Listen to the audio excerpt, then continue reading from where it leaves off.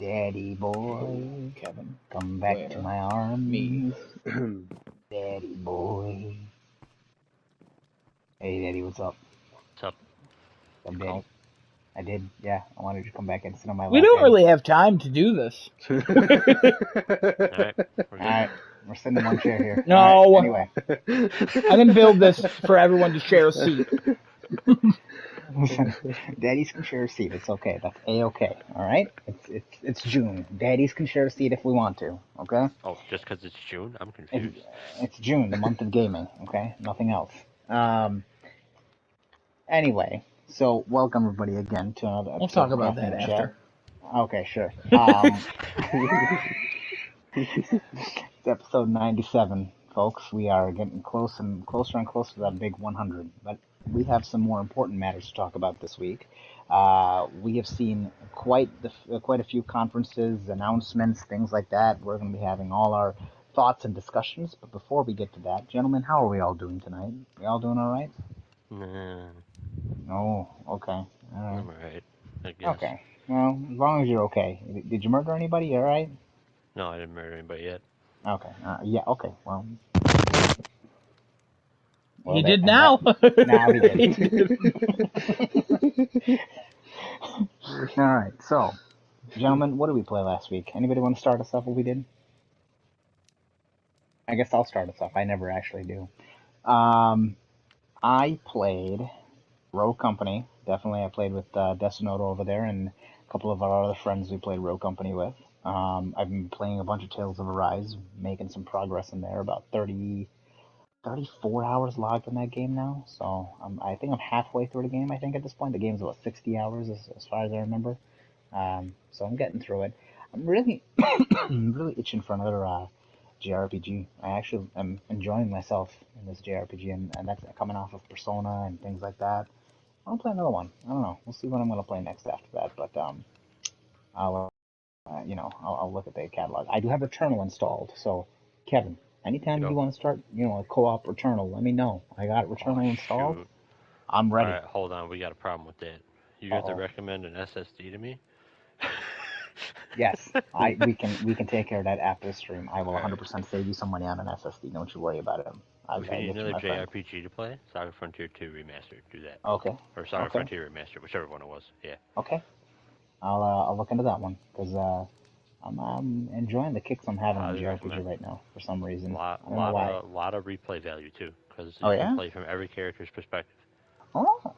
It's the same story, but like you see a lot of different angles. Interesting. Okay. Real good game. All right. Don't do anything past 2. It all just goes downhill from there. Went downhill real quick. It's all over. I don't think I played anything else, unless I'm mistaken. No, I don't think I played anything else. The new PlayStation Plus launched this week. I'm sure our backlogs are all going to get huge. I know Desinota's is huge because I received a bunch of notifications that he's downloading like 15 games into his onto his PlayStation. So I was like, there you go. But anyway, he's very lost. There's too many games. I can imagine. There's a lot. There's like 700 games. You have to make it smaller. No, add more. Make it bigger, wider, bigger, wider. Faster, stronger, girthier. Yes, 100%. Hold on. But anyway, right Adam, what'd you do last week? I played Minecraft on this world. I built a bunch of things you guys will never see. They're just for fun. Okay. I spent a lot of hours building things that honestly it makes no sense why I do it, but it's just relaxing to listen to a podcast. I was talking to Genesis while building the one night. That was fun. I went back into Bug Snacks. I got the Isle of Big Snacks. I got all those trophies. So I'm back to 100% in that game. Oh, I also got the trophies in Minecraft. In the new pack. I don't know if anybody remembers the last episode. I was like, hey, when did they add more trophies? And I was so upset, but I got them, so we're good.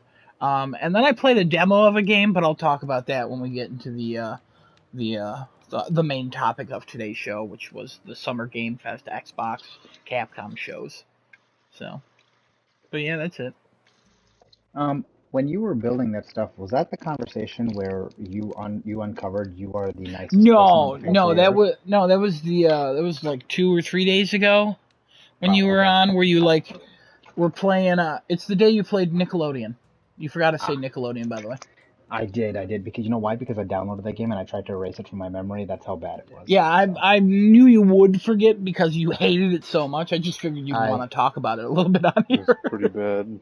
Yeah. I'm sure Destinoto can also attest to how bad it was, but I will talk about it a little bit. Right. Anyway, that'll be like a little segment, like a tiny little snippet I'll do later on. But yeah, I did play Nickelodeon, hated it, uninstalled it, deleted the trophy list. Thank God I didn't earn one trophy in there. Yeah. Not bad, huh? Yeah, it's, oh God. Nah, It's it's not bad. pretty unfinished. All right. Yeah. Just you Well, go. Destinoto. What are you playing? What did you play? Well, I played some of that Nickelodeon game. I don't know if it was input delay or lag, or a combination of both. But every single button press happened like half a second later. Um, I didn't understand how the combos worked, if there were any combos. Every time you uh start a match and play it, and then you leave and come back, you have to set your controls up again because the controls are binded very oddly. But yeah, it seems like the game needs more work. Other than that, uh, the Rogue Company, like Genesis said earlier. And then yesterday I was actually playing a bunch of Elden Ring. Um, I I beat I think his name's Emperor Radon, something Radon, and that boss fight has got to be the coolest boss fight I ever played In in a gaming Souls or? game. Oh, okay.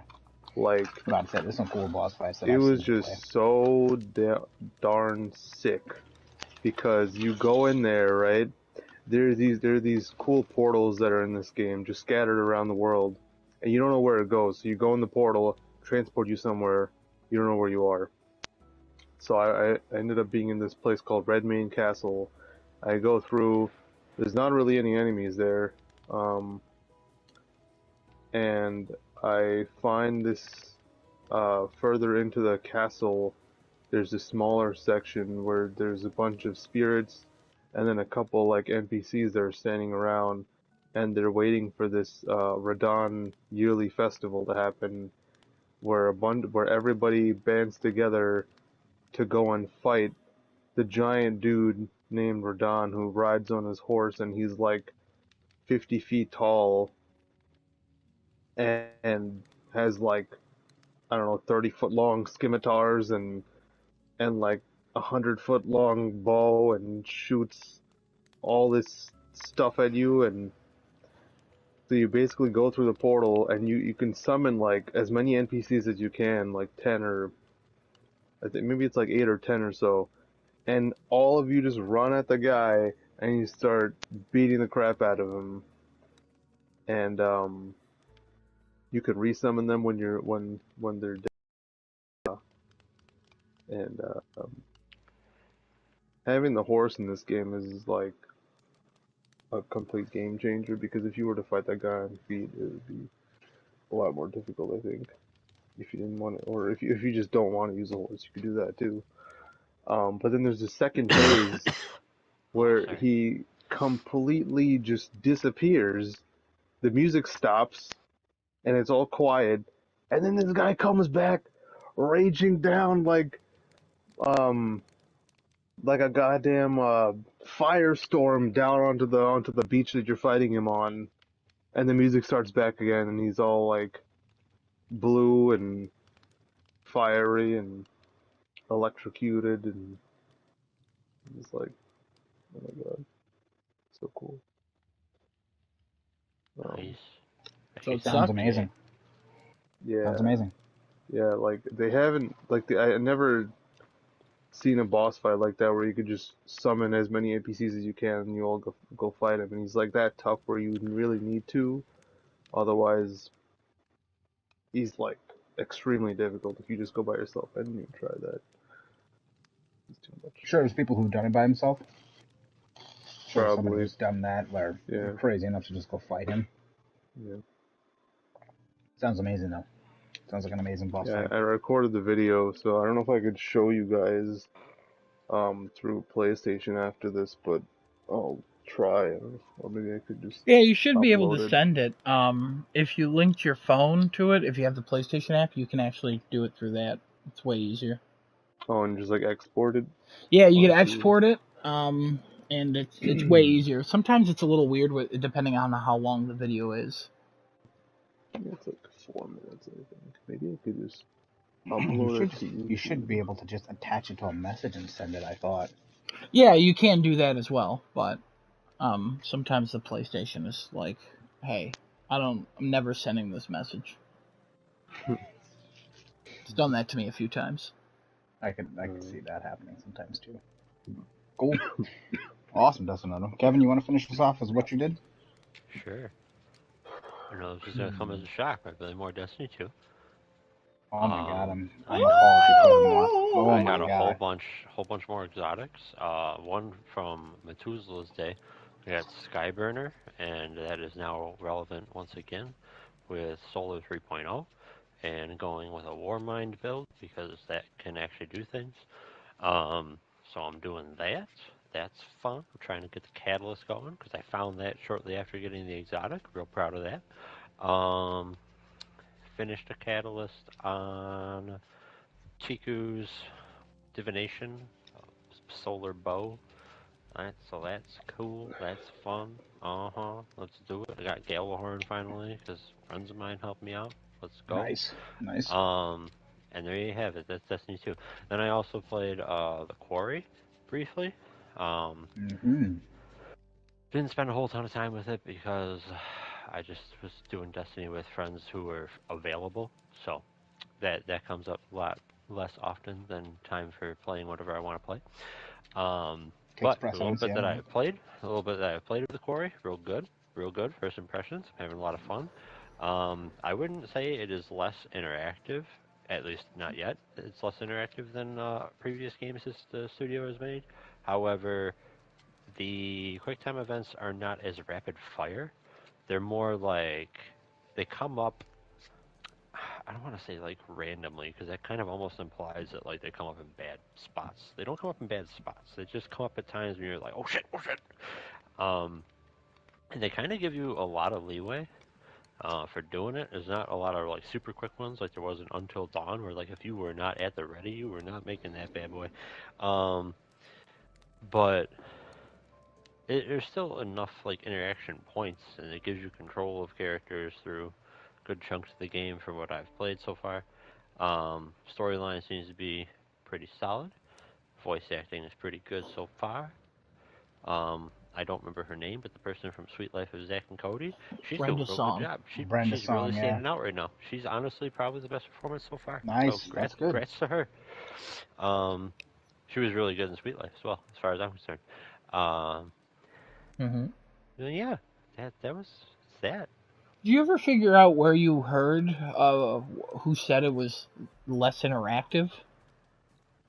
It was from a friend of mine saying that he heard it from somewhere. Oh my god, what like the? review or whatever. But One Playing time I knew this telephone. guy, this guy, some this guy, review who knew this somewhere. guy. Yeah, exactly. Who knew this guy? Who knew this guy? Who knew Yeah. this guy? Who knew this guy? Who knew this guy? Who knew this Feel like guy? I'm watching Who knew this Ant-Man guy's right now. cousin? Love that name for SpongeBob. Is that the same? Is it the same people who made Dark Anthology making the Quarry, Yes. or is it different people? Well, Oh, okay. hold up.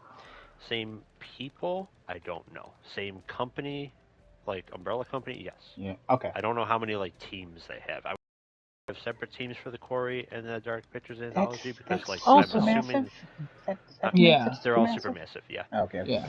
Also, it's But, real funny how we always say the same people when game companies literally go through people so much. Like, it's almost Yeah. never. There's like 7 people that stayed for every game. Supermassive has a ton of people as well, as far as I'm aware. I think aren't they like 400 plus or something like Yeah, that now? they're pretty big, if I recall. They should have enough people to work simultaneously on like their Dark Pictures anthology that they want to pump out ideally every year, as well as working on like bigger games like the Quarry. Um, but yeah, no, I'm having fun with it. I think if you liked previous titles, you really don't have much of a reason not to try this out, or at the very least, watch it on a stream. And there you go. Cool. Thank you, Kevin, I'm for all of keeping that. this nice, short, and sweet because A, I haven't played much of the game, and B, I want to get to the main topics because I got a lot to say. I know Soundfall. you do. I know you do. You also play Um, Soundfall. Oh, I did play Soundfall. That's right. I barely played that game. So I'm far keeping that game track is of everybody fun. else's games. I know Um, you do. Yeah. here's a quick little first impressions of Soundfall. Um, Soundfall is it's a pretty fun game so far. The track choice, I mean, they're all like made up tracks. It's pretty good. One song has been kind of annoying because there's not a whole lot to go off of with the beat of the song, and like certain Mm. notes are offbeat, and you get no credit for being offbeat, which I get a little upset about because like you have to be on like quarter notes. You can't hit like the half note or like the 16th or the 8th. You have to be like on the main beat, and that's it. Oh. Which is slightly annoying, but it works. I mean, the game still is fun enough to play. I'm still going to play through it. It's just a matter of when Could I get that the name also right. be a calibration issue? Like if you No, calibrate it the is not a sound? No? calibration issue Okay. because there's a visual aid that you have to hit when the visual aid like is actually a thing. You can't. So, for instance, for those who actually, I don't think there is another example. No, there is, but I don't remember the name of it. It's not bullets per minute. It's the other VR game. Um, which mostly has handguns and like revolvers. Gun? You can choose different difficulties. Gun? Gun No, that's VR? no, that's not it. It's a rhythm game, but like you shoot to the general beat of the song. So you can fire Oh. super quick, but you just have to be Yeah. in the time of the song. Oh, So I you know what can you're hit talking. I'll look quarter it up. notes, Keep whole going. notes, I know what you're 16th talking notes, about. everything. And because I've played a lot of that game, and it is hard for me to stay on the beat because I start that way, but then I just get super intense and super in the game, Pistol and I'm whip? freaking like ducking, pistol whip. I'm like Yeah. ducking and shooting off screen, shooting behind me, and oh man, it gets intense. But anyway, pistol whip is a better rhythm shooting game, but Soundfall is not bad. You just have to get used to the mechanic of the game. That's really it. So far, Alright. it's fun. Cool. I need to play more of it to really give more input because there's a lot of stuff going on, a lot of RPG system in it. I like to. I'm intrigued to see where this goes because I think I know how they're going to handle the fact that you can't shoot on the offbeat, and I think they're going to do it with different weapon types that do just that. But you have to time it with the quarter note or the whole note. Ah. Mm, I don't know how I'm going to okay. explain that better when it comes time to it, but oh boy, here we go. All right. Well, alrighty. Okay. Well, all that's out of the way now. Adam, do we want to just start out with the first conference, or do we want to start with scores? The scores is the wrap up thing. So I Okay. figured the best way to do this is we start out with the conferences, we finish talking about those, and then Kevin goes into what he was excited about and stuff, and then we can all rate it, and then we'll go through what we scored. Cool. I Perfect. I have a quick question for everybody. Please go ahead. Has anyone else watched the PC gaming show? I Mm, have. I only saw snippets of it. I didn't see much of it. I saw that that Project Okay, we'll Warlock make 2 that one was quick. there. I Yeah, know I that game you mean, talked about a bunch. yeah, Kevin, you Yeah, can talk sorry. about it as long as you want, honestly. But I didn't think it was that PC gaming show, but okay. Yeah, I saw a trailer for it over there. It said wait, for PC what? Gaming or for For Project. Project Warlock 2? I thought there was Yeah, elsewhere. I was Yeah, there. that wasn't a PC gaming show. 100%. I literally saw a trailer on it. And it said PC Gaming Show as like the branding on the side of it or something. Ooh, it could have been in the pre-show. There was a bunch of stuff Oh being shown in yeah, the yeah, pre-show. probably. Oh, okay. Yeah. Yeah, All like I right, said, cool. I didn't see much. I just saw the snippets. Whatever. Anyway, I'm sorry. Go ahead. It's no, you're good. It's in early access on Steam. I plan on checking it out when it's full game. So Cool. Summer Game Fest, June 9th. oh boy, here we go. There we go. So, like Start of always, this one. I'll read off what happens. If you guys want to talk about it, you can talk about it. If not, we're just gonna move on. Try to keep Yep. it a little bit quick. First thing that was showing off was Street Fighter 6. Guile was Guy. I don't know his Guile. name. Guile. Guile, yeah. Guile was confirmed, and some fighting gameplay was shown. That's it. Wasn't that long. I don't think anybody here really expected it to be terribly long. No, Nope. But Sony already had that in their conference, so Yeah. okay. Yeah. And then I know Hold Kevin on. was Wait. oh. Street Fighter. All right, real quick. It looks like it's gonna have an even more interesting moveset from what Guile was able to do. A lot of his stuff that was showing off was not a Street Fighter V move, as far as I'm aware. I watched a decent chunk of tournaments in Street Fighter V, and they stayed true to the very slow and methodical approach that Street Fighter V had. Moves are very easy to see. There's some tells going on here and there. It looks like it's going to be a great game for those who like fighting games, and I can't wait to watch tournaments. Cool. Anybody else have anything on it? I'd probably agree with Kevin. It looks like it's going to be more intricate in terms of how the fighting style is. I'm still sticking by that open world thing because the initial Sony PlayStation one that we had, the trailer when it popped up at the State of Play, it definitely looked like you were running around the world. Yeah, they showed that again at Summer Game Fest. Oh, they did. Okay, Yeah. I missed. That was the only trailer I think in Summer Game Fest I missed because I joined in like right after that one. I was watching it from work, so Yeah.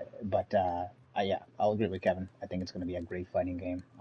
It's finally coming back to Xbox consoles too, so it'll be on everything at this point. I think, including PlayStation. So Mm-hmm. I think people are going to enjoy it.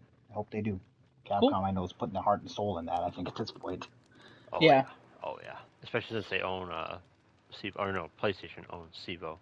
Mm-hmm. Oh. Yeah. All right. Anything else? Destiny, you got something to say about Street Fighter 6? Fantastic.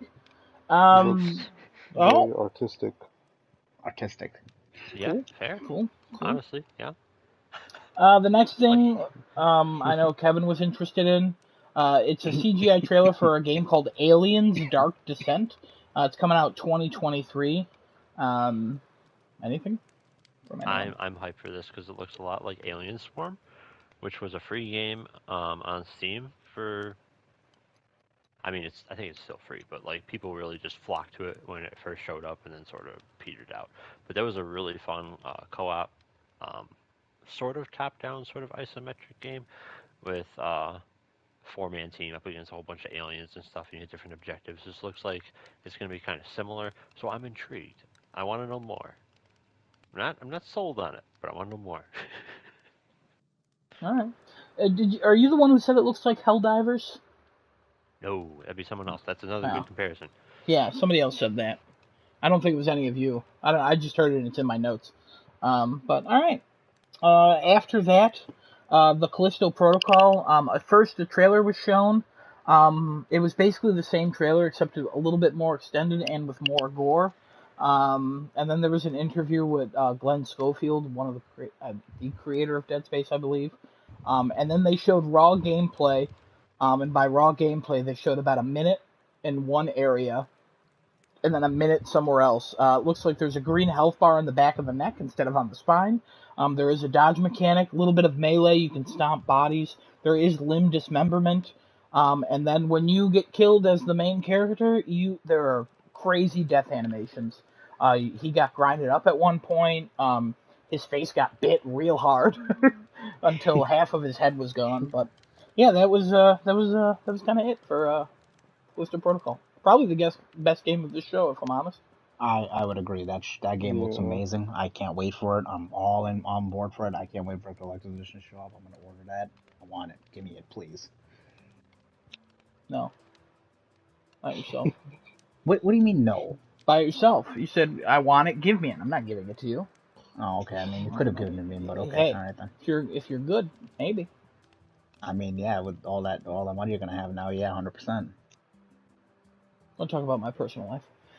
Destinato. What do you think about this? I know you're also a big Dead Space guy. Yeah, anybody who likes horror survival games are eating like a king for the next year or Yeah. so. Straight, like, there's so much stuff coming out, and especially like with the native versions of RE 2, 3, and 7 coming out that came out for the next gen consoles. Spoilers. Oh, well. It's Spoilers for a fine. future showcase. It's I okay mean, to it's um, fine. spoil I'm it. just saying it's but spoilers. yeah, then Callisto, and then the Dead Space remake coming next year, um, and then more Resident Evil stuff later this year. Crazy, All but right. Callisto looks really good. It looks just as atmospherically frightening as Dead Space was when I first played it. Yeah. Yeah, I have no interest in this game, but I still think it was the best best showing here. It At had the everything that you were kind of looking for Yeah, it was at a the show. least convoluted thing they showed. Yeah. The only weird thing about it was a weird Glenn Schofield interview in the middle of it, where it's like, why is he here? And also the repeat of the same trailer. They should have been like, if you want to see it more gory, look after the show. It should have just been the gameplay, but whatever. Kevin, I know you're not a Dead Space person. Do you have anything to say about this? I mean, if you like Dead Space and you want more Dead Space, this looks like that, pretty much. Um, Animation was kind of jank in a few spots, especially going from aiming down sights back to the over-the-shoulder camera. I feel It like there was jumped. some cuts there. Yeah, Yeah, probably just not ironed out. yeah. Honestly, that'll be fixed. But it was I see. slightly jarring watching the video. Aside from that, yeah, I mean, I'm Yeah, sure it's gonna be a great game. when I watched I it the just first don't time, want to I play it. thought I did see that as well. I was like, what the heck? And then because I had a count that Jeff Keighley said because one of you sons of guns said he would say amazing 19 times. You know who you are. We'll get there. He only said it twice, and that was in one pre-show as well. So that was fun. Thanks for that. It's been a fun week for me. And then uh, basically Gotta say that. the first speed bump of the show, COD Modern Warfare 2. Some gameplay was shown on a boat. It had some good lighting, I thought. I thought it actually looked good. It just the section they showed was not interesting to watch. Comparing it to the Call of Duty Vanguard showing at the PlayStation conference showcase last September, way more interesting to watch. Way more interesting. Was that a PlayStation? It doesn't even matter. That was the PlayStation. It was Yeah, no. Okay. you're correct. That was Yeah. that No, it's was never the game. Vanguard No, one. No, PlayStation. no, no. Oh, That okay. was a PlayStation Yeah. conference. Yeah. Wherever. Yeah. Sure. But yeah, that one was way more exciting. This one was just boring. Then the ship started to tilt, and Kevin, I remember when you were watching, you're like, "Yeah, it wouldn't happen like that," and it was, oh my god, it literally went on for like 10 minutes, and it was slowly working through the corridors of the ship, and I was like, cool, man, yeah, this is great. If you like Call of Duty, it looks like Call of Duty. The sound's bad, but that's typically on every stream. Kevin pointed it out, and I pointed out that it's typically sounding bad on every stream. Um, and then they had an interview with two COD people that also went on for too long. Like, this should have been a pre-show or after-show thing like that. I'm Yeah, just surprised they didn't show any multiplayer, considering the Oh, beta I'm it not. should be they sometime never in show like They August, multiplayer. but never show multiplayer. Yeah, no, it's insane. It's yeah. crazy. I mean, everyone They knows do that that. on their own. Yeah, they'll have what, a 20-minute video go out and be like, hey, beta this, then blah blah blah, and then they'll be like, it's Call of Duty, you know what you're getting into. So, all right, at this point, we're 28 minutes into the Wait, show, and we've wait. seen 4 games. So, no, go ahead, don't worry. Okay. Call of Duty Modern Warfare 2. I skipped this, so I wasn't watching this live. I skipped this about like halfway through because I Yeah, was so freaking done with it. And just put that in perspective, I watched the Vanguard single player thing like 4 times. Um, Vanguard's yeah, it wasn't even as much action as Call of Duty Modern Oh, it Warfare had 2. way more action, way more different environments and In everything. Vanguard, there was like stealth mechanics and like stuff going on There were too, but like it was you just were more going through interesting. buildings, so the buildings That's looked fair. different. It was Yeah, like that's an fair. open area where you're above people, and then you're This was, below, and yeah, then explosions, and then a that's true. tank. Yeah, Yeah, so much more but happened. I guess, but I mean, this one was just so boring. The weapons were boring. Um, when the ship part comes up, all the cargo is sliding exactly left and exactly right, and none of it is fixed down to the ship, which is confusing in and of itself. Like, if this is a cargo ship, all that shit should be bolted down. Family Um, show. You swore for and 3 on times top of already. that, Come if it was actually on a ship that's tossing on the sea, it's not going to move side to side. It's going to move all over the deck. You should be getting like crushed by this stuff. Um, so yeah, I don't know. The campaign's probably going to be junk. Shocker. And everybody will be looking at the multiplayer anyways. There you Hey, go. fingers crossed. Maybe they'll turn it around, but you know what? We say here on Crafting Chat, still better than We're Battlefield yet 2042. again on a ship in the rain in a Modern Warfare game. Yeah, don't Are worry you about it. you're gonna be grabbing Modern Warfare 2 when it comes out? Are we gonna be Oh, playing that 100%. I online? got to play DMZ. Uh, Okay, me and you. I think I think I'm gonna be doing the open beta, and I'm probably oh, gonna end I up doing the will same thing that get into as many beta opportunities as I can because I'm curious on DMZ. And I actually liked Modern Warfare, the new Modern Warfare multiplayer 100%. quite a bit. So, I logged a lot of like, hours I'm into sold. that. You had the I'm already platinum, sold didn't on you, it, Genesis? but I did. I'm gonna be Yeah, probably getting the platinum this one too. yeah. Yeah, sorry. 100%. Sorry for your Nah, loss. I know it's okay. I mean, you know what? The platinum for that is worth it. It was like what, maybe 6 hours of platinum. It's be fine As with it. far as Yeah. I'm concerned, most Call of Duty campaigns aren't worth it. That's just me, though. I used to play them for their campaigns, and now I don't play them, so. Me too. Yeah. And people would Um, look at me weird. I know. Like, I why are you know. playing it just for the campaign? I know. You look at my trophy list, and I have Modern Warfare 2, the original one, 30% of trophies. On PS3 because I only played the campaign, and then I There was stopped playing it. So. a lot of multiplayer trophies in Modern Oh, Warfare 2, so many. Yeah, I also especially for didn't. Spec Ops. Yeah, a lot of spec ops. I also didn't collect any of the side crap like enough. Mm-hmm. Like I just was like, I played the game and I was like, cool, I'm done. And then I moved on Yeah. with my life. All right. Anybody else have anything about Call of Duty? Fantastic. The next game they show, Flashback 2. It's a sequel to a 30-year-old game. I don't think any of us really have anything to say about this, unless someone I'm No. does. shocked that they gave this game a sequel. It was already an experience. We'll call it that. Anybody who hasn't watched this game played, just watch it sometime and fast forward Never. all the way to the end and watch how BS that ending is. It is literally all up to RNG whether or not you complete this game.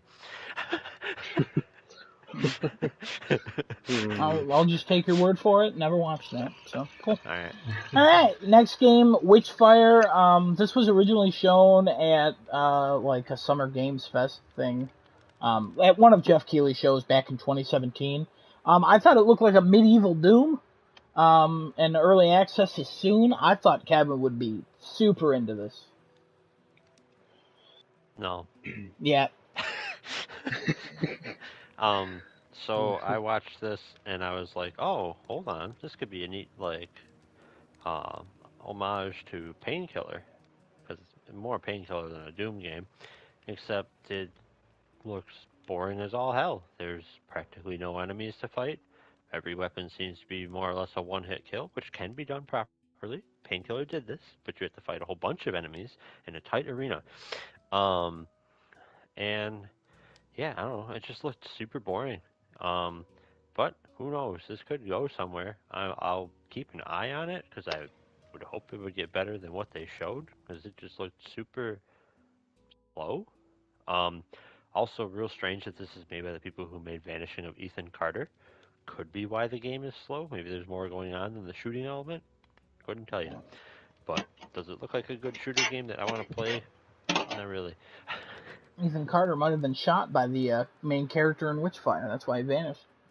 There you go. Anybody else have anything to say about this? Mystery's been solved. Thanks a lot, Scooby Doo. You're welcome, Shaggy. Alrighty. That was my impression. All right, next game, building off of what Desinoda said, horror indie space games or whatever the hell. They're just taking over. The next game is Fort Solace. It's like a space game. It looks neat. It stars Troy Baker and Roger Clark, and they came on to talk about the game, and they're voice actors who really don't know too much about the game. Why would you not bring on the devs? I don't understand. I just didn't understand. This show, if no one can tell about this, I hated this show. I watched, oh my god, we'll get into the ratings about it, but this show sucked. Jeff Keighley, you were the chosen one. He messed the show quite a bit this year. Yeah, this was not great. Anybody have anything to say about Fort Solace? I am kind of interested in Fort Solace. It looks kind of neat. It was intriguing, but I feel like I don't know enough about it. I don't know any. I liked the concept and I liked what I saw. Other than that, I have no idea what it is. Like it's There's literally another just game. some guy exploring a ship. It looked like Dead Space, honestly speaking. But there was like no anything there. There's no combat like that. Walking around. I thought it was Dead Space again. I was like, what the hell's going on here? Dead Space again? There's no Dead Space yet at this show. No, I mean like they're like. Yeah, I thought it was like another Dead Space. Like I thought it was Dead Space all over again. Like Callisto. Interesting. Which is not Dead Space. Okay, all right, keep moving on. There was hold on a minute. There were a couple other games that overshadow this later on in the week. I totally forgot about this game. Don't even remember what it looks like. So there you go. Yeah, that's about what it looks like. You nailed it. All right. Next thing, there's a game called Routine. It's a first-person horror game. It's coming to PC and Xbox. I think this was the one of the subway tunnels with the robots. Yes. This one looked interesting. I'm curious. I don't know that I play it. I want to know where the story goes. I want to watch it.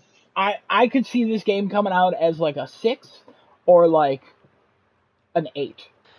This is actually like and people loving it. That I want to read as a book. You know what I mean?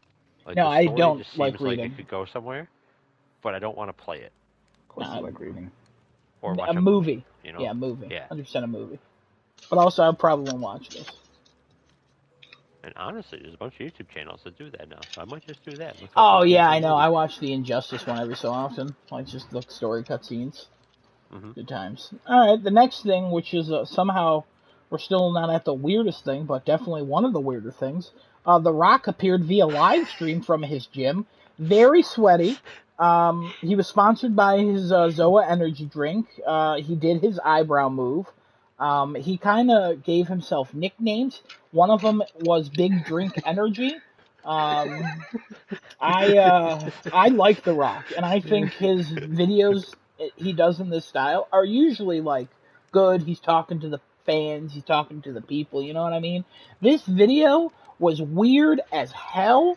It is an experience that if I was like, oh, you like The Rock? Have you seen his Summer Game Fest appearance? And I showed them, I think they would lose a little bit of respect for The Rock. But then this also turned into a Black Adam promotion, and he said the hierarchy of power in the DC universe is going to change instead of about to, because the trailer finally came out like a day before this, or 2 days, and they replayed the trailer, but a shorter version, thankfully. And then he also stumbled on who Black Adam is, and he said there's one big difference. Well, actually, there's a couple big differences, but the one thing, it's like, get out of here. Like, he described Black Adam as the powers of Superman, but also magic, and Superman's weak to magic. Yeah, that's basically Black Adam, but also you're missing the main point of Black Adam, and this movie's probably going to be bad. As a resident DC fan, I'm very upset about it. I don't want to talk about it anymore. Anybody have anything about it? You said it. Fantastic.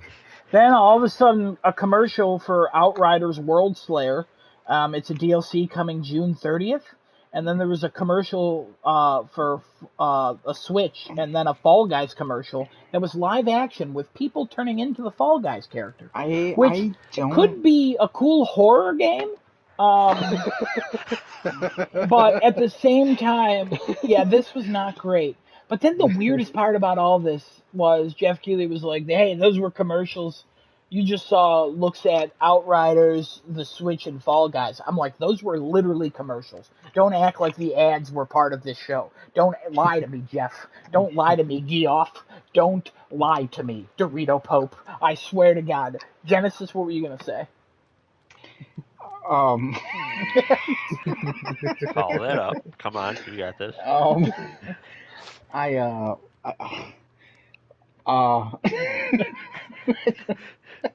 I don't, I don't, I don't know how to follow that up. Actually, I'm That Fall sorry. Guys commercial, I think it was a good Oh, commercial.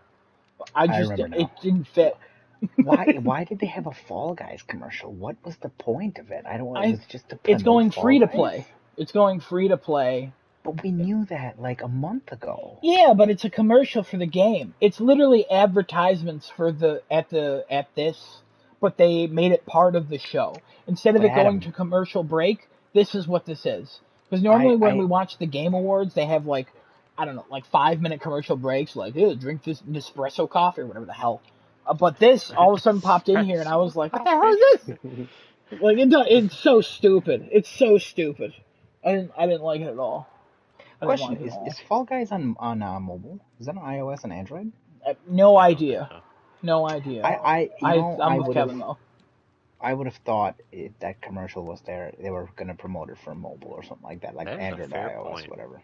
But I that's why I was asking. I'm like, I don't know what this is. I saw the commercials. I was like, what is this here for? There What are was they no trying to reason do for with it. this? No, There's I anyway, liked the yeah no commercial. The commercial was cute. The idea was cute. yeah The, it was not for the show. yeah I really did like the commercial. I thought it was a cute idea. I'm like, this is a great way to promote Fall Guys because it is Uh for huh. everyone. You know, you pop up, you Yeah. do it. Why the hell is And he in the middle of this? and honestly, like the way that they did that with like people basically seeing and hearing and then turning into Fall Guys themselves, that's how their game was promoted. Like Yeah, it was a great commercial. yeah, it was great. But why I, was it here? it also had like big streamers in it. Like a lot of Team 10 Hmm. was in it, I believe, and I just oh man, all these commercials were weird. they're still Um, they're considered big streamers still. Team 10.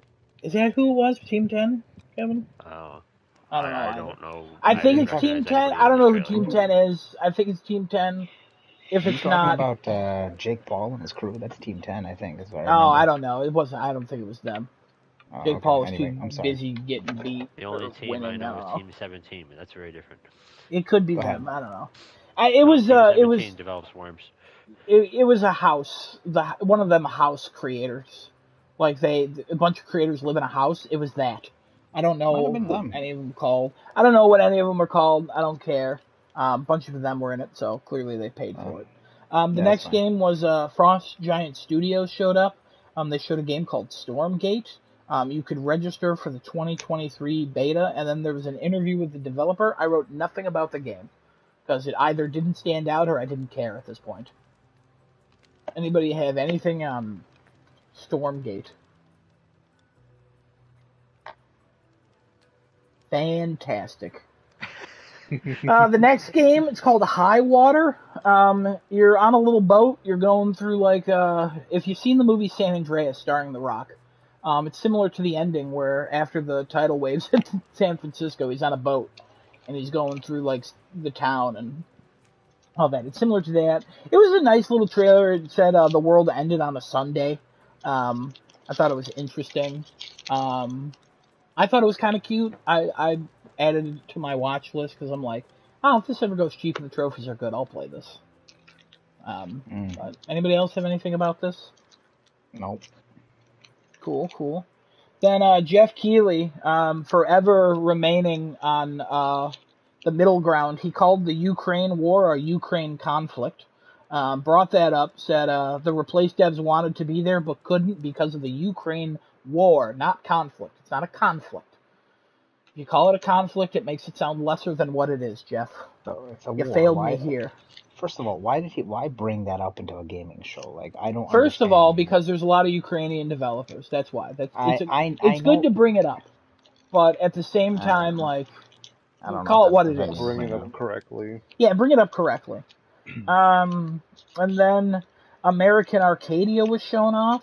It had like a oh man, I don't even like a Truman Show kind of a look to this. Um, It's coming to PC and consoles. It looked kind of neat. It's like you're being filmed and you're trying to get out of like this small town, like a city was built by a rich person, and now it's corrupt, and you're like trying to escape it. You can't. It looks very interesting. I don't know if anybody else has any thoughts about this, or if they want to just continue playing with whatever packet they're screwing with. Who's that? Decino, is that you? Kevin, is that you? Who's doing that? Who's trying to open peanuts right now on an airplane? Honestly, I do hear an airplane in the background. There was like a noise happening before. I was like, who's in a plane or in the middle of traffic right now? Oh, it might be Something's me. going I'm on. sorry. Ah, okay, all right. I don't know That what. might be the AC. That might I be don't know the I what AC. have my flight you're fan taking. on. I don't know what How flight come either no of you are one's taking taking. credit for the peanuts? Everyone's taking credit for the sound that's over.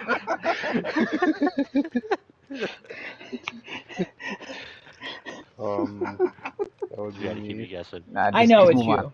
Just move on. All right. The Shit, next cut the thing we mystery out. saw was a parody of the Dead Island 2 commercial. That came on. That it tricked me, and I was like, Oh "Oh my my god, god. this looks horrible!" It's like we're finally seeing it. That really tells you something how deep you are into like gaming stuff that you recognize a lost Dead Island 2 commercial, and you think the game is in such a state that they remade the commercial, but it looks 10 times worse.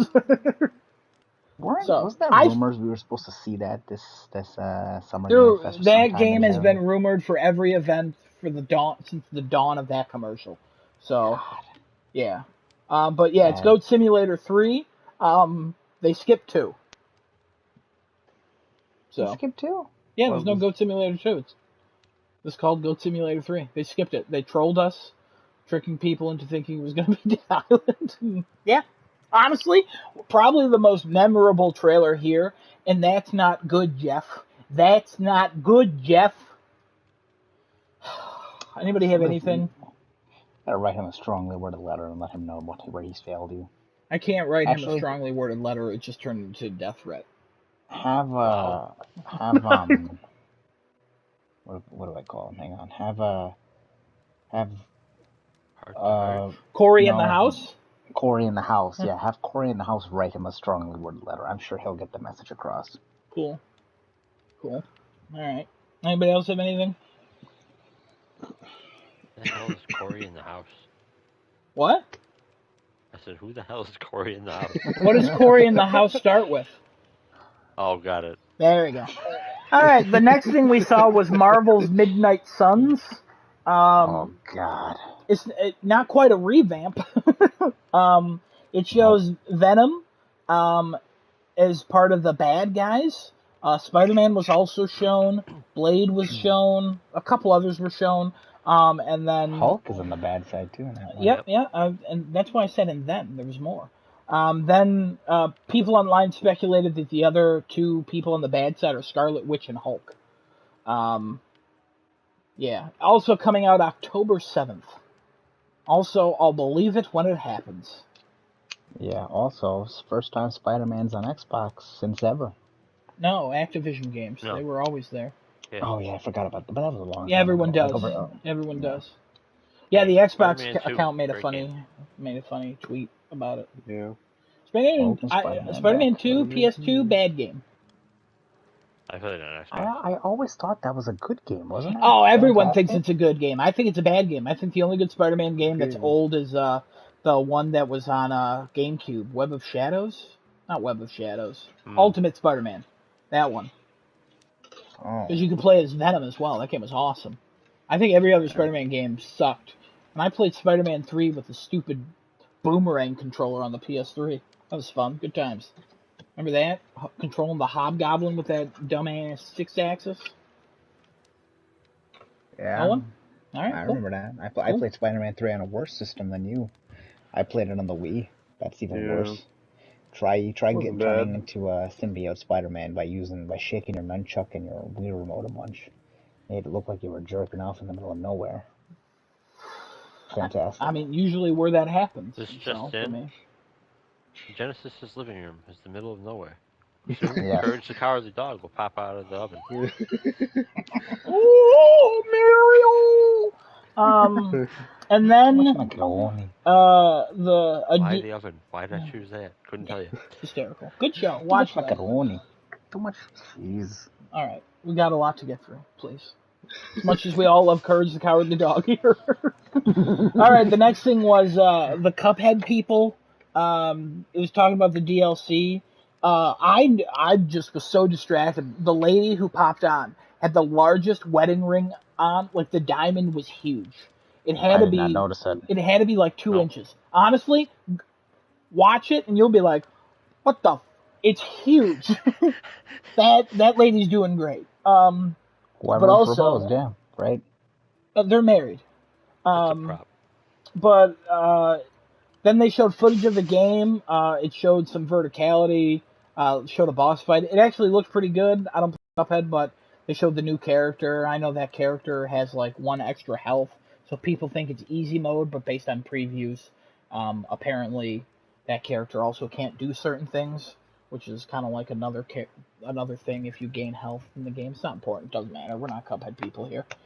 It looked I'm really a good. They also confirmed bullfoot. season 2 of Cuphead Show will be at Netflix Geek Week, and it was. And nothing else significant was at Netflix Geek Week, except the chess show. They're making a game based on it. Also making a squid, Is it called a Chessmaster? squid game show on that, something like that. Squid Game Show was announced today, not at Netflix Geek Week. Oh, okay. Thank you for your input. Apologize. Wow. What? I said thank you for your input. That was it. Oh. Yeah, no, I'm sorry. Anybody else have anything about this? Queen's Gambit. Uh, That's what that other thing was. Making a I'm chess more of video game based on that show. not a Cuphead guy. I'm more of a bowl feet person. I'm not a Cuphead guy, so I'll Wow. use my bowl and my Shut feet. up. Both feet in one bowl, huh? Yes.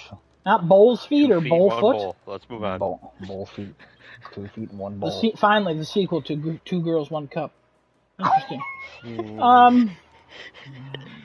I went to the middle of nowhere to watch that video. If you get that reference, you've been paying attention for at least 5 minutes. All right. The next thing. By the way, at this point, wow, Kevin. All right, calm down. I love that. Thank you. I did not jerk off to that video. That video was gross. I actually have never seen that video. Fun story. But at this point, we're actually halfway through the show, and our hell is only gonna continue.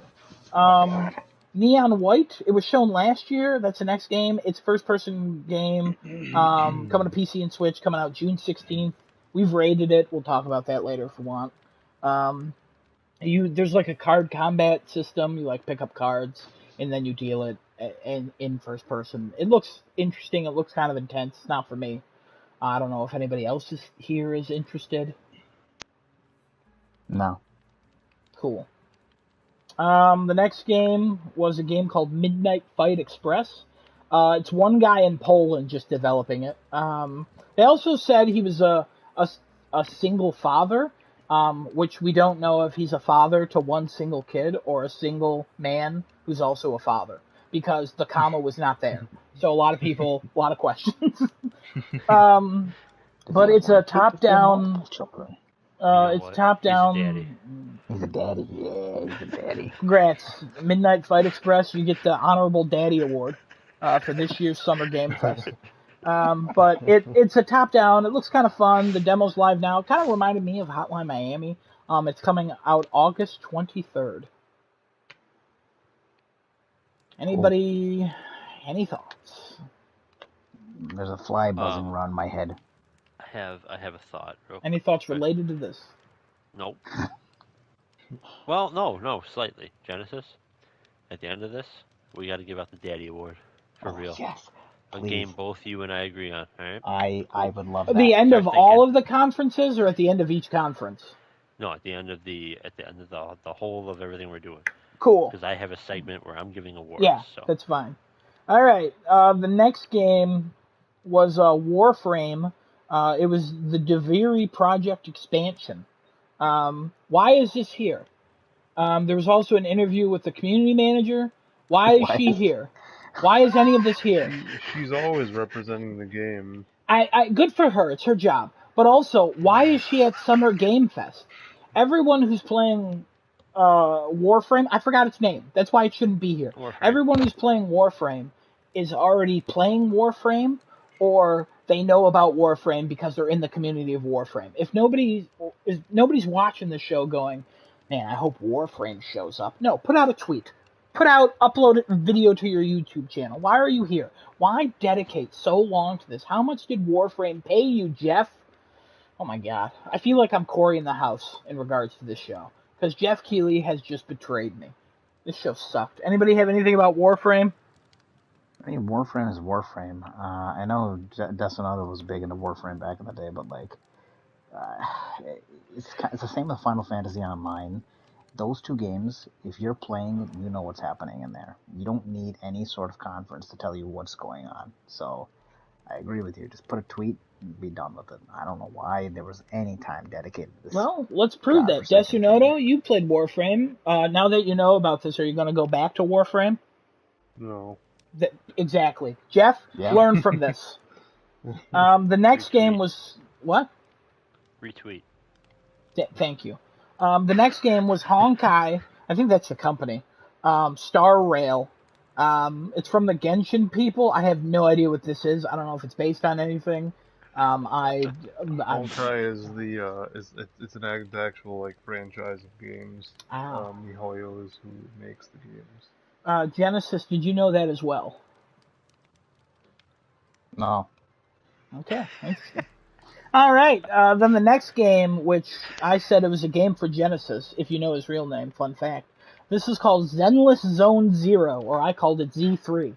I did like this. This is another one. Cool. I actually wrote this is another Weeaboo game, because the other one I said some Weeaboo game. But this one I said seems cool, not for me. Yeah, this one looked cool. I looked, I was like, oh, okay. Kind of interested in something like this. If it's free to play garbage, like microtransaction thing, then I don't want it, but like, it looks cool. I gotta give it the aesthetics. It looks pretty cool. Yeah, it looks cool. Be a gotcha game. I don't want that either. That's garbage. Gotcha. All right, cool. The next game, nobody here is interested in. No one's gonna play it on the 16th. It's called Shredder's Revenge. There's also a guy named Kasai Johns coming. Oh, Corey in the House Jones. He's going to be playable. It's going to have 6-player co-op. I don't even know 6 people. And it's coming out June 16th. Anybody have any interest in this like random game that was thrown together and maybe made by Tencent? I'm super excited for this game. I appreciate everything you're doing. I cannot wait to play this game because this is the spiritual successor and apparently also the sequel to Turtles in Time, one of the best arcade games, if not the best arcade game ever made. Especially from the 4-player aspect. This game is it looks so good. It looks so true to what it's trying to emulate. I can't wait. The fact that there's extra characters aside from just the turtles, and that you can play Master Splinter, April O'Neil, and Casey Jones is awesome. Unfortunately, DLC. Oh man, DLC is probably not coming. In fact, I'm pretty sure the developers confirmed there won't be any DLC. So sad. But if the game does well enough, maybe they'll make another one. Who knows? Hey, they might not do DLC, but free updates. True. Is a thing. Very true. That's a good point. I'm hoping that there's at least a couple other characters, maybe, that get introduced, though, because it's a 6-player multiplayer with 7 playable characters. That's kind of a little thin for my liking, but it's fine. It's more than I expected. I only expected a 4-player game. I have no idea what kind of hell you bring on your eyes when it's a 6-player experience. But we'll cross that bridge when we get there. I'm super excited. If anybody on this cast picks this game up, we'll play. I added it to my wish list because I still can't pre-order the game. And there you have it. All right. Is anybody else interested in this unknown indie darling? Looks good. TMNT, always a good time with that. I used to play Streets of Rage back in the day, so this is always a good nostalgic trip for me whenever I see a game like this that plays like this. Also, I played a lot of Hotline Miami, 2 different types of games, but for some reason this reminds me of Hotline Miami. I don't know why. What? So What? I don't know why. I always think of Hotline Miami when I'm seeing this TMNT game. I'm like, why am I thinking of Hotline Miami? I don't know Maybe you why. should relook at Hotline Miami. I feel like there's some wire getting crossed there. I got a lot of wires crossing. I got a couple screws loose too, but we'll talk about that later. Anyway, go on. I will not address that. Desinodi, do you have anything to say about this pile of crap? No. Cool. Wipe those crumbs off. Vacuum later. All right. The next thing we saw was a commercial for Super People and then Humankind. I don't know what any of that is, and I don't care. And then we saw One Piece Odyssey. It's coming out this year. No month, but 2022. That's it. It looked like a One Piece game. If you watch the show and you're not caught up, a lot of spoilers, I'd assume. Yeah. Anybody interested in One Piece? Not at all. Cool. And then Atlas and their non-betrayal from the week. They showed Soul Hackers 2. It was just talking about the English voice cast, and it's still set to come out August 26th. Yeah, I'm gonna see how that game goes. Desinota was like, "Why are they showing the voice cast?" I want to see what? how it reviews. So we'll see. All right. It's not a day one buy for me. No, not at all. All right, then this is sponsored by NerdWallet and Samsung Gaming Hub. I just want to point out that Genesis before this made a prediction that Samsung and Sony were going to team up. Right before all of this was announced, Samsung and Microsoft teamed up to bring cloud gaming to the new Samsung televisions. They have better processors and stuff, so you can absolutely do that if you use their Game Pass and xCloud or whatever. So close, but no cigar. And then Metal Hellsinger. It's a rhythm shooter with metal music. It's releasing September 15th. This is the demo I played. I thought it actually looked kind of interesting. I've heard about it before, but when they were like demos out now, I'm like, yeah, I'll try it.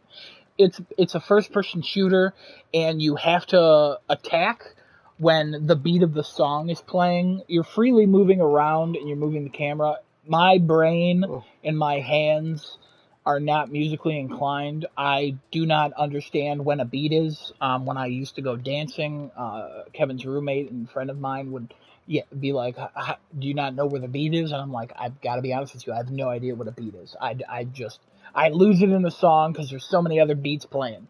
Like, I'm sorry. I don't know what's wrong with me. But yeah, I played the demo. It was fun, but I was terrible at it. So it's probably way more fun to other people. Anybody else interested in this? It looked cool. I don't think I'd play it, but it looked cool.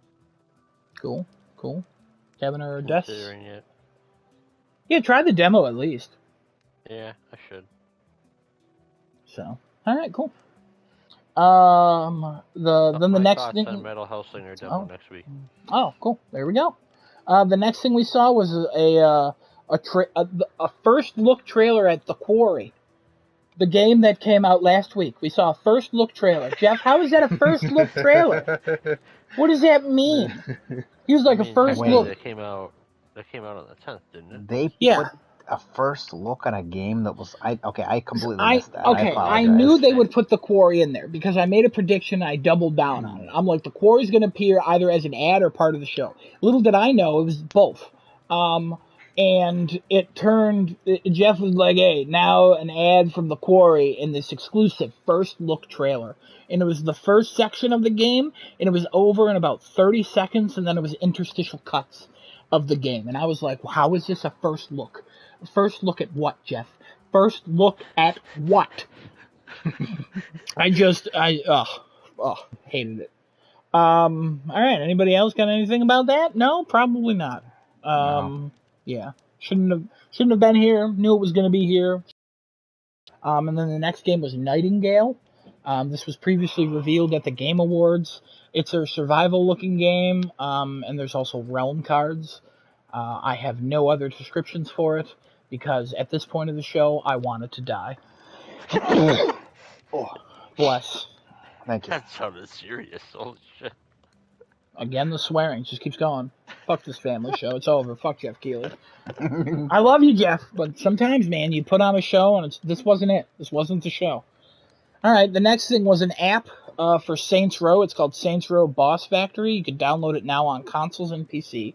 It's a character creator that carries over to the game. It's been out on mobile for a couple weeks. This was like a 5-minute section. Why? The character creator looked pretty cool.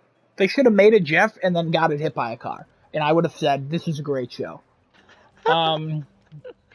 I'm assuming nobody has anything about this because it's not worth our time. Even if you do, keep it to yourself. The next one was Warhammer Darktide. It's coming out September 13th, PC and Xbox. I didn't really take notes about it because I'm pretty sure it was just a CGI trailer and then a little bit of gameplay. But anybody have anything on Warhammer Darktide? Not from me, good sir. Cool. I'll assume that's not from anybody. The next thing was Bloober Team, and the world was like Silent Hill finally. Nope, Jeff Keighley said Layers of Fear, or Layers of Fears, and people were like, oh, he screwed up. And then the title came up, and it was Layers of Fears. Little S. I made that distinction. I made that distinction here. Also, being made on Unreal Engine 5, so that's kind of nice. That showed up. I know people like Layers of Fear, or Layer of Fear. It doesn't even matter. I don't care. Layers of Fear. Yeah. They added the S at the end of Fears. That's what it is. That was the third one. There's a reason for it. It's a story element. We're talking about multiple people now, I believe, or multiple instances. So. Yeah. All right. Cool. I'm excited. I haven't played the Layers of Fear games, but I've watched a certain very, very well-known streamer play through the entirety of the first two games. I'm excited to watch him play through this one. Is it Dan? No. Is it Shroud? He also will probably play through it. No. Shroud. I'm out of guesses. The next thing was Gotham Knights. It's coming out October 25th. It was a character deep dive into Nightwing. The more I see of this, the more meh it looks. Oh yeah, guys, get ready for Gotham Knights. I should be. I'm like I said earlier, as a resident DC fan, I should have been like, yeah, The Rock, Black Adam's finally going to be a big character. And then when I saw this, I should have been like, yeah, Gotham Knights. Finally, we're playing as like the Batman family. I love it. I feel nothing. I feel absolutely nothing for this. Anybody have any sort of feeling? I mean, it doesn't look good. It doesn't look like something I want to. Like, okay, I'm not as big DC fan as you. Neither is my daughter here, but you know she's already made her point. And I liked the Arkham series. This game doesn't make me want to do anything with it. There's nothing compelling me to say, oh my god, I want to buy this. Not even the co-op. Like, you know, I like to do co-op. You do, yeah. I'm sure the rest. You were kind of big on this for a bit. And I see more and more, and I'm like, this, I don't want this. I don't care for this. Same thing with the Suicide Squad game. Both. I just don't. Yeah, we haven't seen enough of that for me to actually have a concrete opinion on Suicide. I'm good. On Suicide. Oh, can't shorten that game. Oh man, yeah. Don't Suicide. Bad. My concrete opinion on Suicide is bad. We don't condone any of that. Please stop. Don't do that. Now the game, I don't have any thoughts, but yeah, this one they keep showing it, and it's just. Yeah, and like I mentioned before, when I first saw this, I was like, okay, cool, co-op Batman, let's do it. Adam, let's do day one, and then. You know, I see more and more of this, and I'm like, oh, God. Anybody remember what the other game was that we kept seeing, and we were like, wow, the more we see of this, we don't like? It was more specifically Kevin and myself. I do not remember. It's called Deathloop. Oh, God. Where we, at first, were like, oh, that seems cool, and every time we saw it, we literally thought it got worse and worse and worse. And Destinoto hated it because they just kept talking about it. Same with Genesis. God, I hated it. I hated every second of it. All right, but anybody have anything else about Gotham Knights? Gotham Knights, anything else? I hope it launches at a 5. I hope it's way better than we think it is, and then like we like it. 5 out of 100. Yeah, I agree with Kevin. 5 All out right, of 100. lock it in your Metacritic score now. I'm also going to double or nothing it. Okay. Wow. All right. Anyways, the next thing, complete surprise, didn't leak beforehand by Sony. Neil Druckmann popped up. They showed concept art for the multiplayer game. They said we'll see more of it next year. Probably not coming out next year, in my opinion. I think it's going to be out next year, but that's my opinion. When do you think it's going to be out next year? Holiday next year.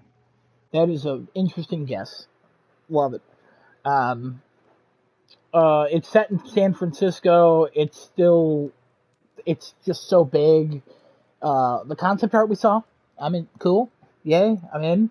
I'm in day one. Listen, you already sold me Then by they showing me that showed, concept art. yeah. Then they showed an official still from the show with Joel and Ellie, like ducking. It looked like it was in the museum part of the first game, Don't with a forget about her clicker forehead.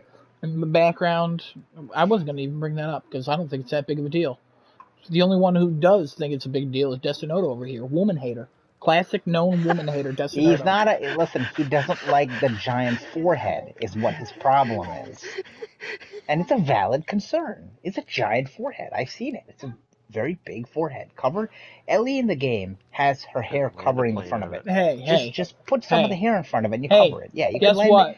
You could land an entire For this airport on episode, that. Forget it. for this episode, I'm putting your face as the thumbnail so people can see your forehead as you explain that. Put it. I'm sure I have a big forehead. Hers is bigger than mine. I don't think that's the true. Okay. You look like Elephant Man, all right? Let's not Oh my lie to the god! people. Are you saying that I have a trunk for a nose or something? Is that what you're telling me? You don't know who Elephant Man is, do you? I don't know who Elephant Man is. I'll send you a pic. Anyways, Destino, do you have any opinions on this? Not a woman hater, by the way. Not a woman hater. He's a forehead hater, which is justified in that man. Honestly, if he doesn't answer, I'm going to continue calling him a woman hater because he walked away and didn't say anything. Or he's muted, or he's choking. We can only hope for one of those. You can hope.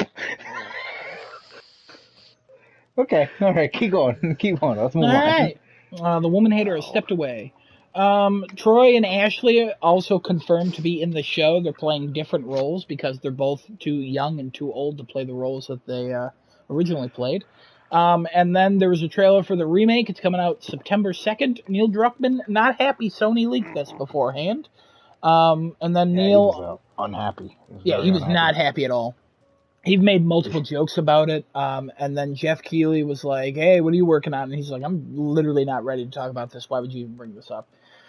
He was like, "Yeah, I'm working on a new project. It's too early to talk about. I will show you nothing." And Jeff's like, "Come on, come on." And then Jeff was a bad host this time. And then they both terrible. Then Jeff turned towards the camera.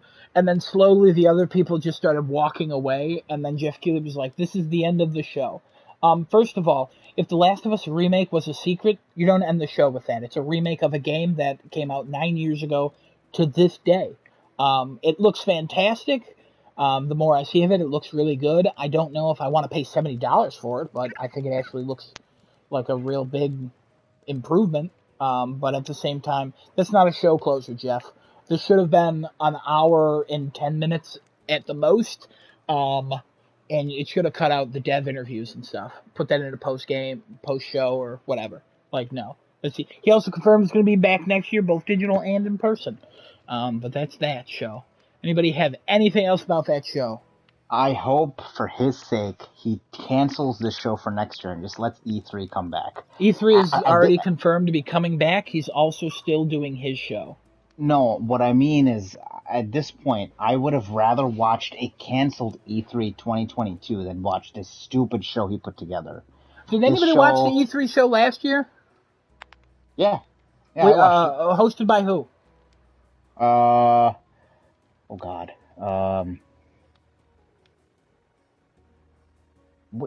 I swear to God I watched this last year. Wait, hold on. Was there an E3 show last year? Yeah, they do it all day. It's about 4.5 hours long, and it's way worse than this. That's why I don't understand when people are like, "Oh, bring E3. E3 was better last year." It wasn't. It literally wasn't. Everyone goes, it's the conferences that E3 around E3. That's what everybody likes. Jeff Keighley had a summer game show last year. That's what we watched. That's what we liked. That's what we watched. Yeah. I'm stupid. I'm Now, you're not sorry. stupid. This is like half the internet. And Corey in the house will be like, "Oh, Jeff Keighley sucks." This year, I would agree with him. But like, But his show wasn't. I mean, I'm sure there were reasons why his show was just off this year. Also, welcome back, Destinoto. Next time you walk away, tell us. Oh, I don't understand why his show was just absolutely garbage this year, and I don't mean garbage in the sense of like just revealed. It just wasn't made well this year either. It was no, directed and all yeah. that horrible. Do we just want to get into the Absolutely. ratings of this one? Because we might as well just knock them out of the way as we go through the ratings of this. Sure. Sure. Who wants to go first? I'll go Who? first.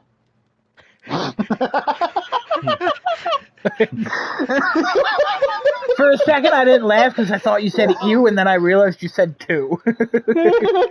All right. He's like two. Any explanation, Kevin? It sucked. This was paced horribly. You didn't need practically any of the back half of this show. The only thing that I really cared about the back half was TMNT and Layers of Fears. Everything else was like, all right, whatever. Spent way too long on things that didn't matter at all. A lot of these The things could amount have of been just time tweets. that like voice actors and stuff got to talk about the games that they're doing voice acting for, and they're like almost clueless. Oh my god! Yeah, there was Like, so much like that. and then you have the whole rock thing, the commercials.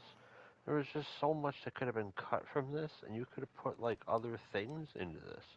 Like the stuff that you brought too was not wonderful. Like this wasn't. I don't know. I know it's not really on him. Like what kind of gameplay and stuff No, it is developers though. have. It is on Because him like, for that. I mean, yeah, but Because then they say the we want to developers also put have to this make the in. thing. So Yeah, but they put we want to put this in. He reviews it and he helps create the entire show. that's He's fair. like, Okay, that's I fair. want to put this and then I want this dev interview here and then I want this trailer here. Like he does all of that. He is a He key must have part of that. been. He must have been on some sort of like drugs this time doing that, because who in their right mind sets a show up like that and just it had no rhyme or rhythm to the actual show. No. Like there was just no reasoning with how he put it together. If the Sony State of Play didn't happen, I think the beginning of the show would have been better. The Sony State of Play is the best show that happened in E3 this year, even though E3 didn't exist. Whatever. We're not Whatever you talking want to call about that June. yet. We're not talking about that yet. Don't even bring up your opinion about the Sony State of Play compared to everything else. It's Okay. what I'm saying. If the Sony But State of Play didn't happen, I'm just saying like the first three games are Street Fighter 6, then the Aliens Dark Descent, and then the Callisto Protocol. If they showed those three in the beginning, that would have been like, wow, we're off to a great start. But then they screwed up showing all of these because we already saw Street Fighter 6. The CGI trailer for Aliens Dark Descent honestly was probably one of the best shown things because it didn't overstay its welcome. But it also didn't really show gameplay until the last 5 seconds. And then it just was like, peace. Like, what? Why don't we talk about that? I gave this show a 4. I just was like, what the games they did show that even though I'm not interested in almost any game here, the games I was interested when I saw them at other conferences. When I saw Street Fighter 6 at Sony's and at Capcom's, I was like, oh, it didn't overstay its welcome. It was a cool little thing. When I saw Callisto Protocol at Sony's, I thought, wow, this is a cool trailer. And then it was actually in a lot of like pre-shows, so I've seen a lot of the footage in so many different ways. And it was like, okay, cool, like whatever. This show was by far the worst show for me. Just based on oh my god, I hated this show so much. I hated it. Kevin's 2 is looking more and more like a good rating for this, but I think I'll still give it a 4 because it wasn't unwatchable. It was borderline unwatchable. It was hard to watch. And I couldn't skip. I watched it live. I know. I'm sorry. Yeah. I'm sorry for all you who watched it. And live. I watched it twice. So I could hear Jeff Keighley say amazing. and to like see some things because my notes were a little weird on some. And,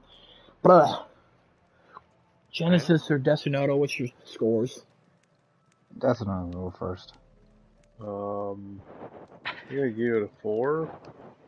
Yeah, you agreed with me, I think. Yeah. Because Cool. it started all right, and then it just kept descending into oblivion. Yeah. With every And with every further the voice actor commentary and dev interview and The Rock and oh my gosh. For every speed bump, that's gotta be the worst thing I've ever seen. The Rock thing. I swear to God. It went for so long. He was literally just advertising his own movie, which doesn't even belong there. And his energy drink. Don't forget his energy drink. And it had nothing to do with games. I mean, enjoy gaming. Thank you, The Rock. Yeah. Some call me the foundation of Fortnite. Amount of money for that too. Yeah, I mean DC probably paid to put that in there. Mm-hmm. Who calls him the foundation of Fortnite? Because he plays the foundation in Fortnite. That's why he showed up. All right. He's a character in Fortnite called the Foundation. Dumb. Thanks. A lot of unnecessary things, like Kevin said. The pacing, it was just like a jumble of random stuff he just threw together and felt people would be happy with that. Every time a game was shown, he just reached into a bag and said, "This one's next. This one's next." Okay, yeah, grab them. Hurry, hurry! Gotta be what he did. He just reached in a bag and pulled out a bunch of cards, and he's like, "Okay, this." The Rock was supposed to talk for 30 seconds, but he was like, "Keep talking. We're still setting things up." Awful. All right, 4, cool. Genesis. 0.5. You've lowered your grade by 4.5 since the day. Yes. Cool. I won't even fight you on it. I respect it. No. 0.5. All right. Care to elaborate why it's gone down 4.5 points in a few days? No, literally. Where does the half point come from first? The half point literally just comes from a better question. Me looking at the Callisto Protocol's extra gameplay there and saying, I want this game more. That's all it is. That's the half a point right there. That's it. That's all I cared about in that show. That show had nothing else for me. That show now, and the reason why I lowered it is because after watching everything else that came after it, and I'm not talking about anything else, I'm just saying after watching everything else that came after it, that show was absolutely terrible. Yeah, in context of the rest of the week. Yes. Awful. It was borderline incompetence by Jeff Keighley to just put that show out. Yeah. Like, if he sat there and reviewed that and said, this is good to go, Jeff, bro, you need to go back to school, bro. You need to do something. You need to have your mom sit you down and talk with you. If your mom's alive, I don't know. I think she is. She's the IMAX director or whatever. Mm-hmm. How? I don't know. Who? Okay. Also, you put tickets to go watch this in IMAX. What? What? Why? You are probably the Antichrist, I think. I think that's... okay. All right. You are absolutely beyond all right. stupid. Corey in the house has possessed Genesis. No, I think this was a step back. I still like Jeff Keighley. I think he usually puts on a good show. I don't know what happened to him this year. I don't know if he was facing... bro. There's something there. He lost his Doritos. He got the Lay's instead. That's why he had such an off show. If he comes back next year swinging, he definitely ate Lay's this year, and he didn't have Doritos. Also, the best part of this show is Jeff Keighley defending everything on Twitter. He literally found Twitter posts that were like, I guarantee you this game will be there. And he would reply to them and be like, better luck next time. He was just trolling people, and it was fantastic. And I will still look forward to a Jeff Keighley event. This one, not it. This was a hiccup, hopefully, and this is not the standard going forward, I would hope. I would hope that this was just a fluke year, and this is why E3 canceled, because they were like, we're screwed. But yeah, I mean, they're not screwed. They had things to show. It's just these are all things that it's like these could have been smaller segments. Like even some of them could be tweets, right? You could still have a great E3. It's the point of like. Anyway, keep going because there's he other didn't stuff we have to talk compromise. about. Yeah, he didn't compromise for a smaller show. He should have. He should have. Yeah. Day of the Devs and Wholesome Game Show and Devolver Digital. I watched all three. I didn't really take notes or tell anybody anything. I think I told Kevin a little bit about Devolver. Devolver is about 20 minutes of hystericalness. There's one point where G Fuel bought like Tencent or something, they said, because like the video game worlds were colliding. Somebody had a Tom Clancy's Animal Crossing shirt, which was so funny. Yeah, that shirt was great. I want it. Yeah, it was a really funny showcase. They showed like 4 games.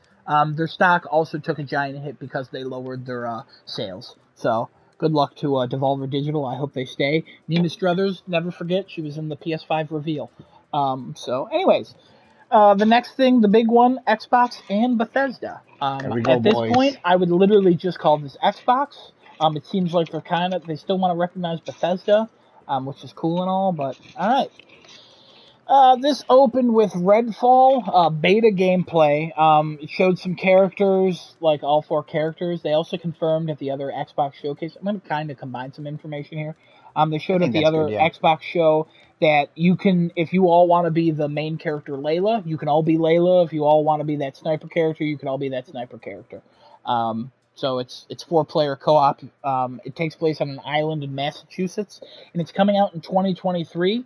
Don't know if this is part of the 12-month window because this is before Sarah Bond confirmed that the game shown will be in the next 12 months. So this could be like 14 months out, but I would imagine that it's actually like summer of 2023. I would think summer is a good guess. And then I rewatched the Xbox Bethesda in 4K. Every game looks significantly better than what they showed. So I know Genesis and I had complaints about how Redfall looked. The corridors inside looked nice. The outside looked not good. It looked like a last-gen game. In the 4K video that they uploaded, the outside looked way better. It still didn't look as good as the inside, but it looked way better. So I highly recommend anybody to go back to that. I don't understand why their outside's just in that game for some reason. That's a Bethesda game too, right? Yeah, Arcane. Arcane. They're outdoors for some reason. I don't, because I think they had the same problem in Dishonored. Outdoors didn't look as great as indoors did. Dishonored was more corridors. Like even even the outdoors, they were basically alleyways. They weren't like huge, expansive. Okay. I mean, in Dishonored 2 maybe, but yeah, Dishonored 1. They just don't know how to build outside worlds because all they've been doing is corridors. Like I said, though, it looked way better. It looked like a current gen game in the 4K version. Okay. So it's far out, so it could look way better in the next like 6 months. But started with that. Anybody else have anything on Redfall? Blue, stand up. Shut up. Thank you, Kevin. All right. The next thing they showed was Hollow Knight Silksong. To the rejoice of many gamers who are looking forward to this, it gave no date. Yep. To the sadness of many gamers looking forward to this.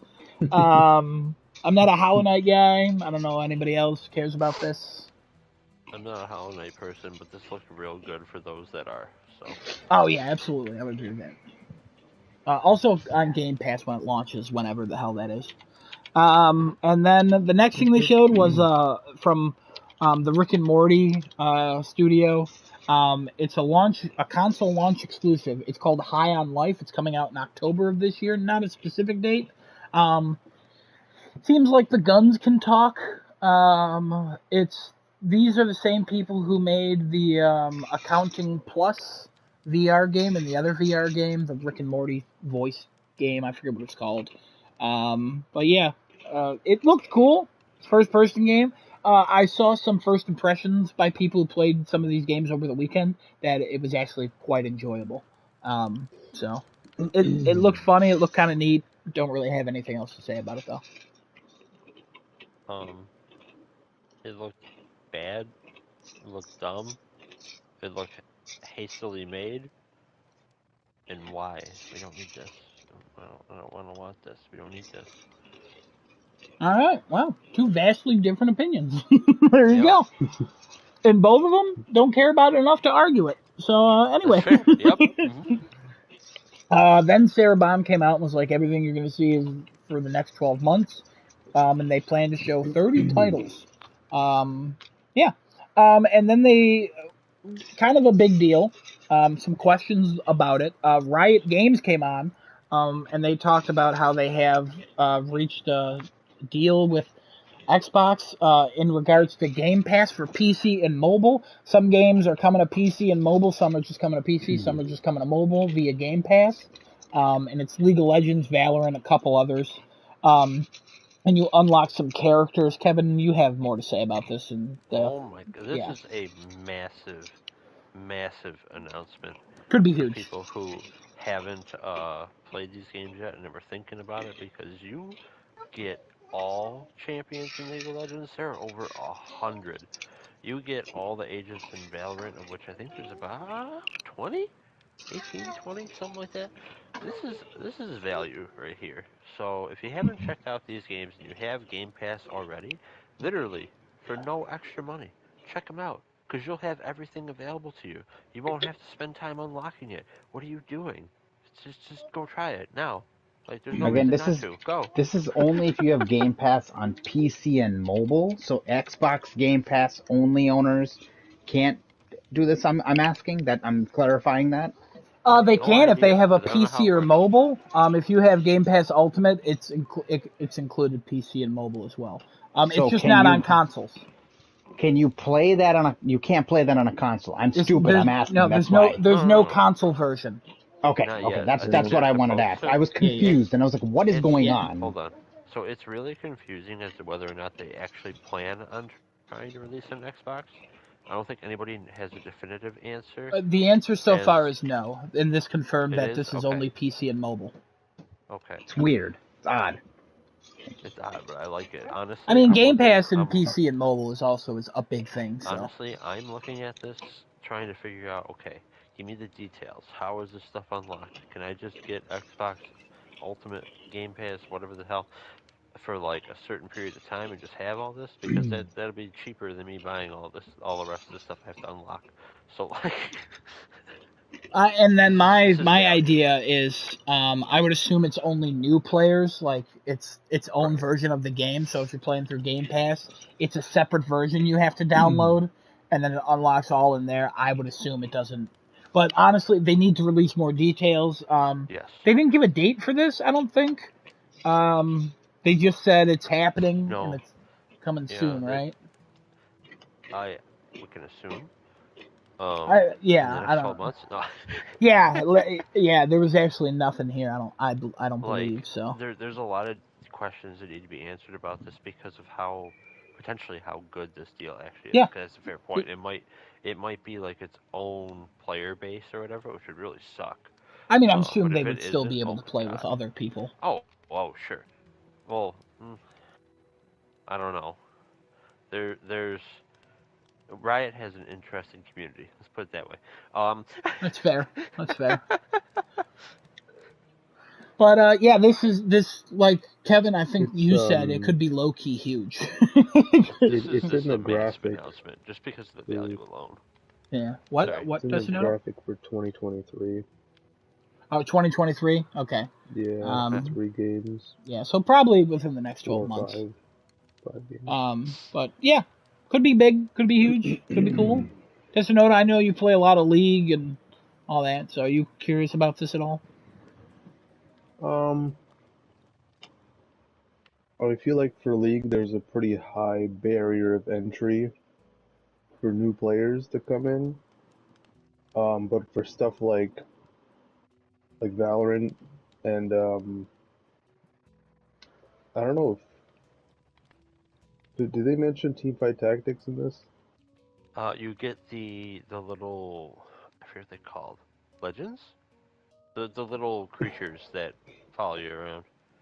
They're like a Oh, little okay. pet thing. Yeah, You can move around that them. like Oh Teamfight shit. Yeah. Tactics, Valorant, uh, I guess their other games are probably more um, like easier to get into versus League, because League has I would. a pretty high learning curve. I Yeah. also would assume with this though, it would be easier to get into League if you have like all the characters. I Mm, mean, mm, no, because the thing with League is you'd want to just like pick like a few at most and try to learn them before you start playing everybody else. Um, and even then, like typically people only have like their own champion pool of like 5 or 10 champions out of the Mm. 160 that are available.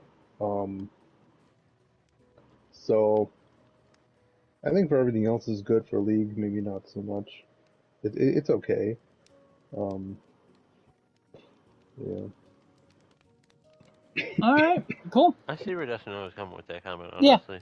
no, I My only disagree. like slight rebuttal is I'm the kind of person who when I like new champions come out, Hmm. I'm like, maybe. And I see other players playing them, and then I'm like, ooh, yes, I want that. That looks fun. Hmm. Um, so to have everything available to you, if you are that kind of player, and you watch other people play certain champions, you're like, ooh, I don't like the one I'm playing, but I want to try that one. It'd be kind of cool to actually have everything. Yeah, and the only thing is like for people who've been playing League for a while, and anybody who's like been playing League for a while, they've been playing for like at least 5 to 7 years, maybe more. That's fair. Um, they already have they either already have all the champions or they have the ones that they want. Like personally, I Yeah, don't buy all the champions because I just don't want to have them all. Um, I have all but mostly because of 7. ARAM. I have all but 7, and you are 100% correct. The only good thing about owning everything is I literally get all my rerolls like every single time. Yeah, yeah, that's mostly it.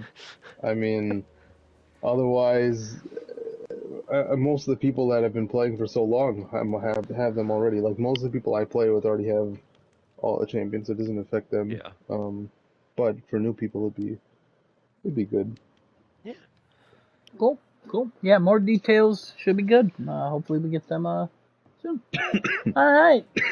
The next game is Plague Tale Requiem, the sequel to the fun game. It's made by Asobo, the French studio, coming out 2022. Looks good, but it's weird how it still doesn't have a date. And at this point, September, October, and November are starting to get pretty stacked. So I'm a little concerned for this game. Um, but yeah, still looks cool. Didn't play the first. Maybe one day will. But I have nothing else about this. Anybody? Nope. Other than that, Cool. it looks good. Cool. All right, then the next game, Forza Motorsports, no number at the end. It's Reboot. planning. Yeah, it looks like it's planning to come out spring 2023. Unlike GT Gran Turismo, it's going to have real-time ray tracing. It also is going to have fully dynamic time of day and weather on every track. Also, unlike Gran Turismo, that's only on some tracks. They also talked about how it's 48 times more accurate than their last Forza Motorsport. Um, it's just there's so many things like the weather's going to affect the track of the or the temperature of the track, which is going to affect how the tires wear out because they have also put tire and fuel trackers into it. They've improved damage. They've improved literally everything. It looks like a very quality game coming out only on current gen Xboxes and PC.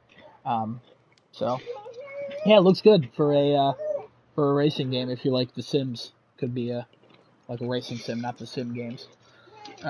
But yeah, anybody else have anything on that? Um, Motorsport looks good.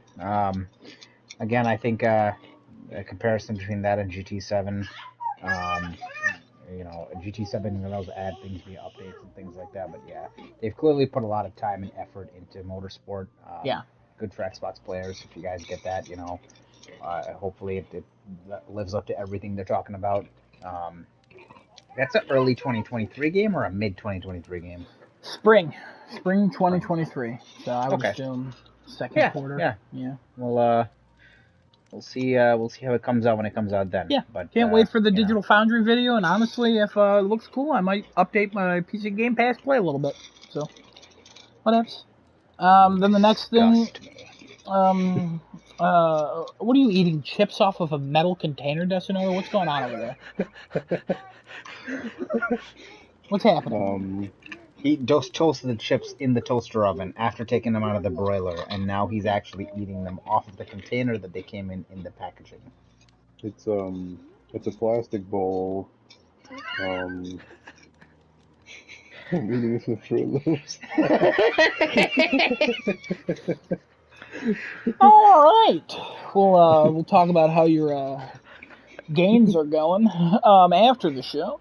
Anyways, the next thing they showed was a flight simulator. It's just getting an update with helicopters, some light aircraft. A 40th anniversary edition's coming out in November of this year. Top Gun?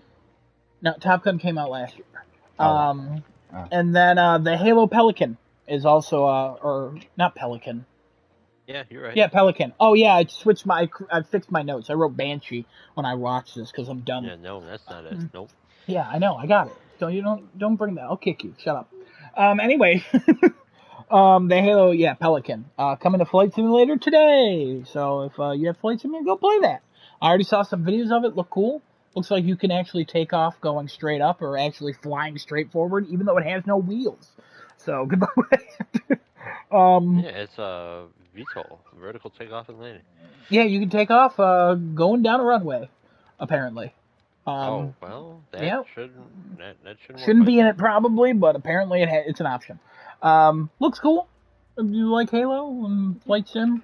They also teamed up with the Flight Museum and the Spirit of St. Louis. The Spirit of St. Louis Museum, I believe. They teamed up with that. So there's some old-fashioned aircraft coming to the game as well. Just because this is actually Microsoft's longest-running franchise. 40 years. So, yeah. All right. And then Kevin's Gotti, Overwatch 2 was shown. Early access starts on October 4th. I'm not putting it on our list because it's early access, and also I just don't care. I mean, we'll talk about it as we get closer to that, but Gotti. They also showed a trailer for some characters that are being added. Again, this still looks like Overwatch 1.1. Thank you, Donkey, for that fantastic joke. That was amazing. Anybody have anything on this? Kevin, go ahead. No, I have nothing more to say. Cool. The beta starts, I think, in a couple weeks. They're taking sign-ups now for it. Again? They just got one. The new beta is going to be on consoles and cool. Are they actually and in a PC. beta Overwatch 2? I think it's one new character, Junker, whatever, something. Queen one Junker, new map. Junker Queen, I don't know. Yeah, something like that. One new map. Already been in the game. No, it's Junker is Junker a girl. Queen or Queen Junker. It's a new character they showed a trailer for. New map, and I think it's everything. It's PC and consoles. Any co-op? I don't know. That's all I know about it. Because that's Overwatch 2. So if it's once again a beta without Overwatch 2, Blizzard, you don't know how to do betas for your own games, do you? All right, it's literally free to play for everybody. Because you said all the multiplayer is going to be free to play, and you're still saying that. I highly doubt it, especially with what Diablo Immortal is and what Diablo 4 is about to be. But we'll get to it when Diablo 4 is shown. Diablo 4 has never been shown, and it won't show up later in the show. Don't ruin surprises. Anyways, I've never heard of that game. What is Diablo 4? Devil something? I don't know. I don't speak Spanish. Devil May Cry 4. Yeah, I seen that game. That awesome. Anyways, moving past Kevin's Gotti. Then Oxide Games production. It's an Xbox studio. They're making a strategy game. It's Ara History Untold. Look cool. It had a cool voiceover. Corey in the House and I recognized her. She's in Stargate and a bunch of other stuff. She was in the Punisher TV show as the detective's mom, the FBI agent's mom, the narrator. That is. It's CG trailer. Looked neat. Cool. Anything? Anybody have anything? You're an FBI agent's mom. I worry every day for my child to come home. Anyways, one of my heroes and the reason I took marketing then appears, Pete Hines. And honestly, starting the worst segment of this, he talks about Elder Scrolls Online High Isle expansion coming out June 21st. If you're playing that, cool, have fun. Then Fallout 76. Yes, so. The Pit expansion is coming in September. F-76. Wow, F-76, okay. And then Pete Hines Pete Hines also goes, hey, don't worry, Todd Howard and Starfield will be shown later in the show. What? Don't even bring it up. Why ruin the surprise, Pete? Don't pull a Kevin and ruin surprises for the show like Kevin did earlier, even though he didn't ruin any surprise. Todd Howard was going to be showing off in the later part of the show, you know? Who shows Todd Howard off? Like, was he taking his jacket off? Is that what's going on? Alright, anyways, I'm assuming nobody has anything about any of those. Ketchup shows off Todd Howard. Alright, then they showed off Forza Horizon 5, the Hot Wheels expansion coming out July 19th. Cool. Forza. Why is this here? Why was this not at the end of the other Forza thing? I guess they didn't want to confuse them, but whatever. I guess they didn't want to combine. That's weird. Yeah, I don't know. Then there was a CGI trailer for Ark 2 with Vin Diesel riding a dinosaur coming out in 2023. Forza Horizon 5 Hot Wheels DLC, that's a fantastic idea. It looks great. I don't know why I think probably because the Hot Wheels game didn't do so well. It's also probably because they also had Hot Wheels tracks already in the game when it launched. Oh, well, and now these are just pre-made tracks that are coming to the game. So it just looks so cool. I don't know. It looks cool, yeah. Game Pass, play the hell out of it, have fun. You know, I'm sure it'll be a good time. But then Ark 2, Vin Diesel riding a dinosaur, 2023. Yeah, we don't. Vin Diesel then in a follow-up interview said if you're a real gamer, you're keeping an eye on Ark 2. So I guess we're not real gamers because I refuse to look at it ever again. Yeah, we're fake news. And then a game that The was Rock just making up these insane honestly, what was more insane? I'm gonna have to say The Rock. I'm usually Team Rock on stuff. Outrageous claims, just outrageous. I know. By the way, Justin Lin, remember how he left the new Fast and Furious because he called Vin Diesel like the worst person he's ever worked with? Yeah. He's now making a live-action One Punch Man movie. That was just announced today. I forgot to send it in the chat. Wow, that's cool. Yeah, it's crazy. Anyways, then they showed a game that originally revealed itself, I believe in 2016. It's called Scorn. It's coming out October 21st I've never heard year. of that game. That's insane. What is that? That's a great question. H.R. Geiger, first-person horror game. Probably in space, if I'm honest. At one point, you're probably going to pick up a gun and start dismembering fools. Surprise, it's Dead Space. All right, and then something that Genesis and I both thought looked like a knockoff Forspoken.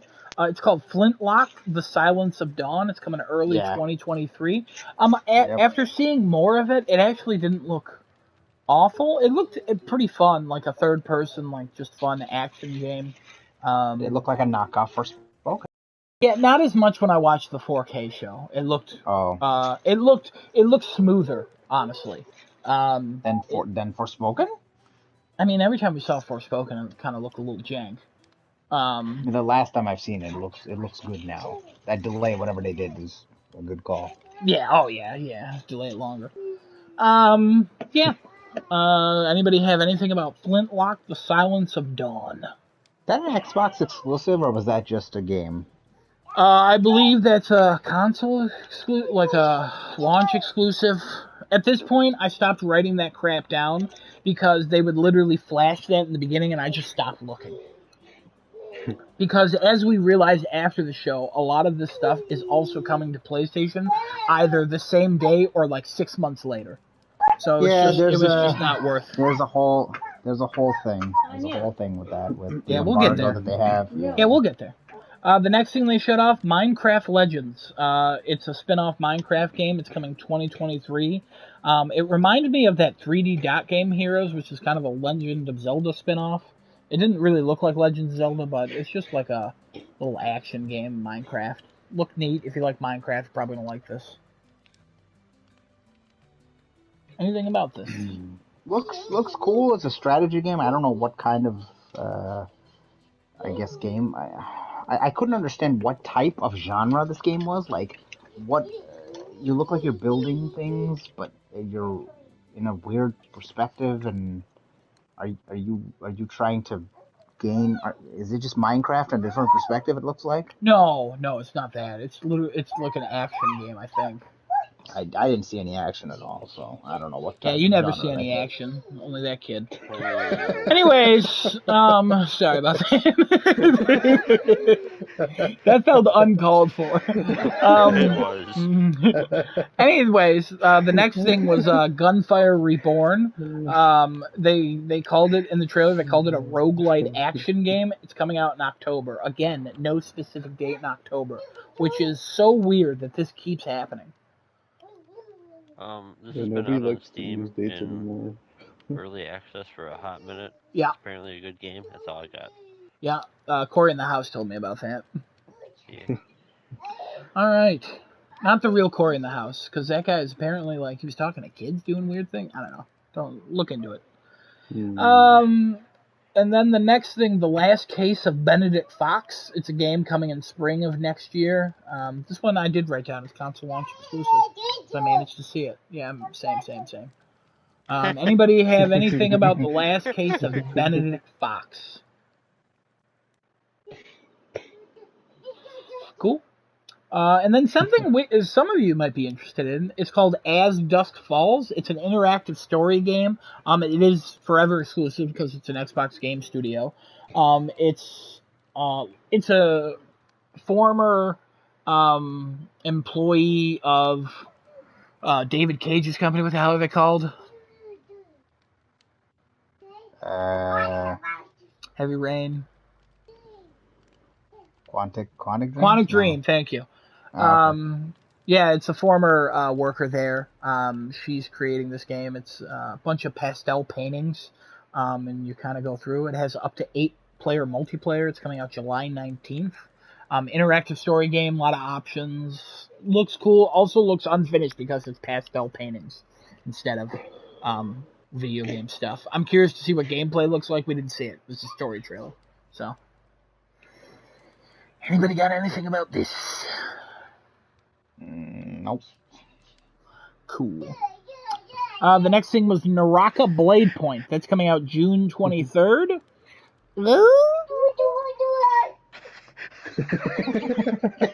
I'll take that. The next game is Pentimento. It's about a dude in like the early 1300s or something, like investigating a case over 25 years. Looks like a side-scroller, like medieval game. It's coming out in November of 2022. No specific date.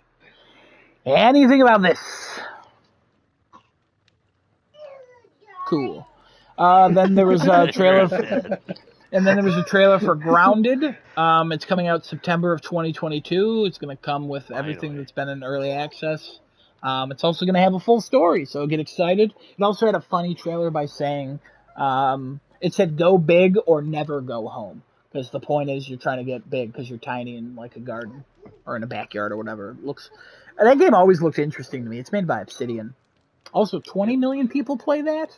Or 10? I think it was 10. No, 20 million was Sea of Thieves. 10 I thought that was 30. No, that was 20 million. Was it 20? Yeah. All right. Yeah, this one's 10 then. Yeah, a lot of people playing it. Cool.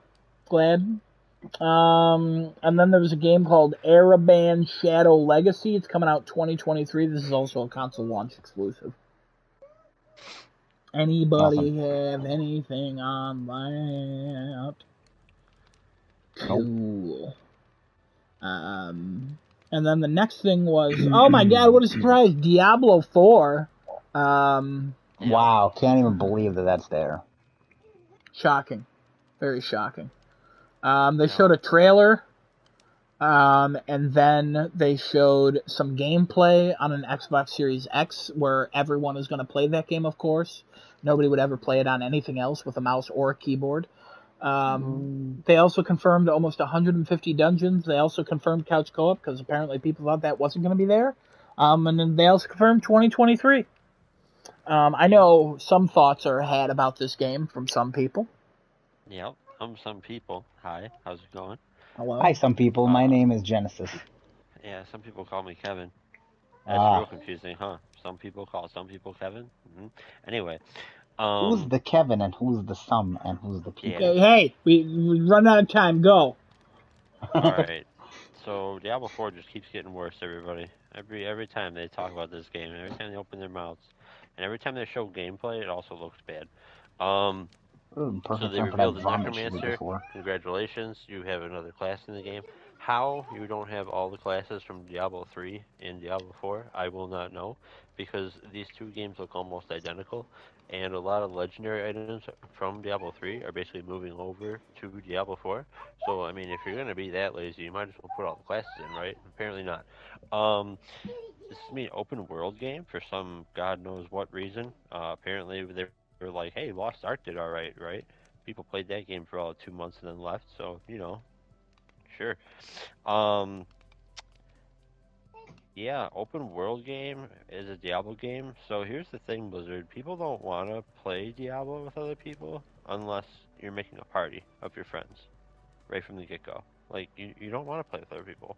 You should have learned this through Diablo 3. This is a 1 to 4 player experience.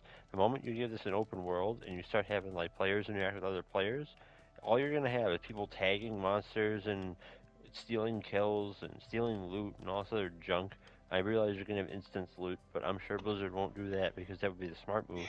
Um, it's everything just opens a new can of worms for this game to just have systems that utterly fail or make things an absolute headache in a game where you just want to go and play, grind for better loot over and over and over again because I don't know, apparently that is somehow fun to everybody, myself included, because I like doing that.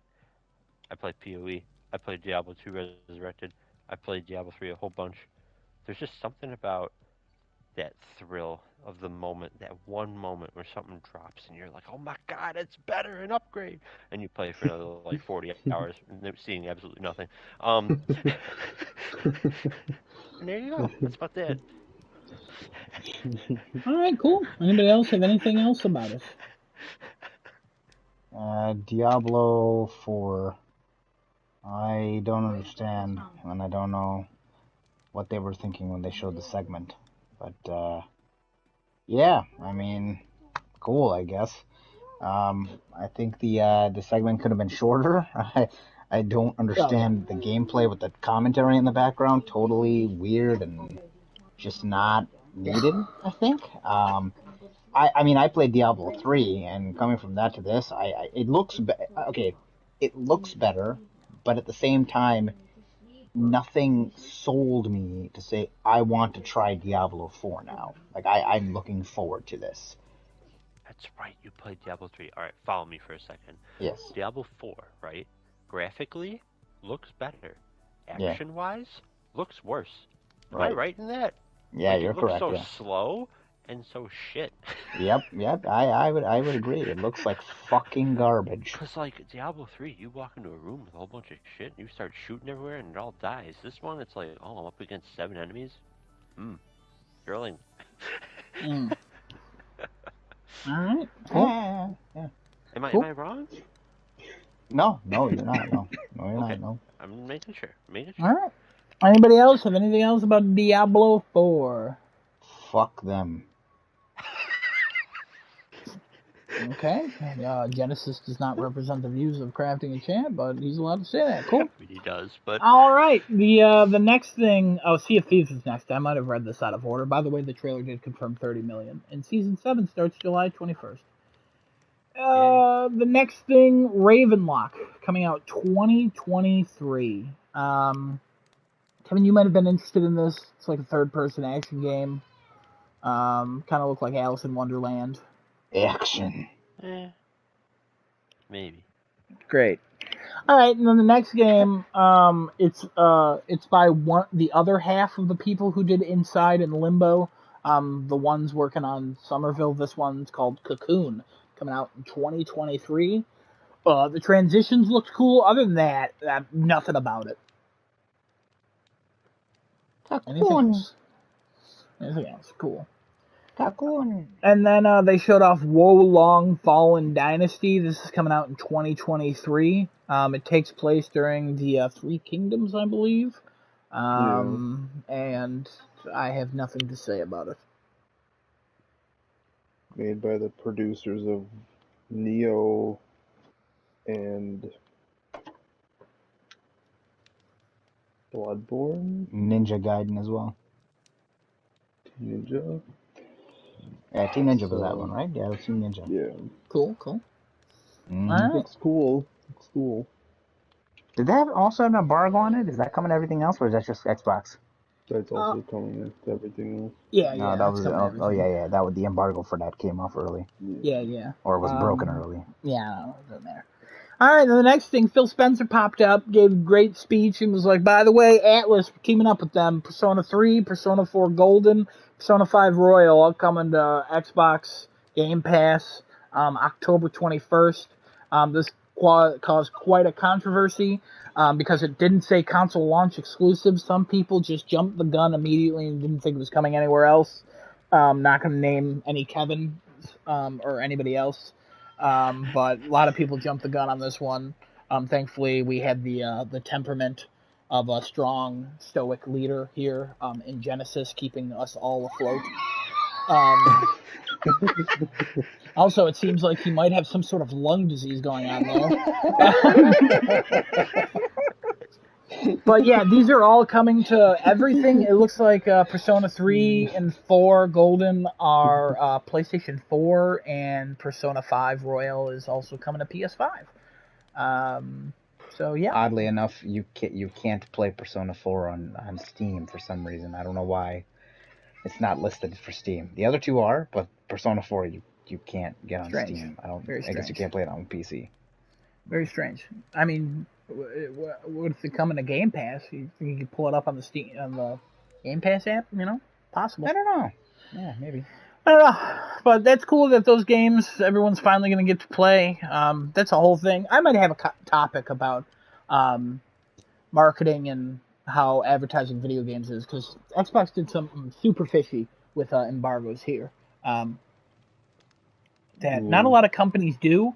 But yeah, I might have something about that next week, so get excited. Nice. I'm excited.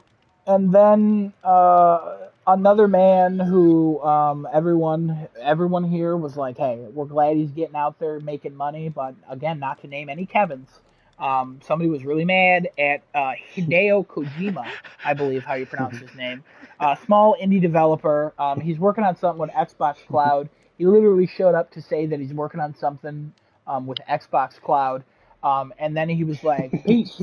So he collected his $20,000 million, and he'll be back in 17 years with a game, or he won't. Made a lot of people freak out. It's cool, but also you bring no game, I have no reaction. Anybody have anything about this? Rip.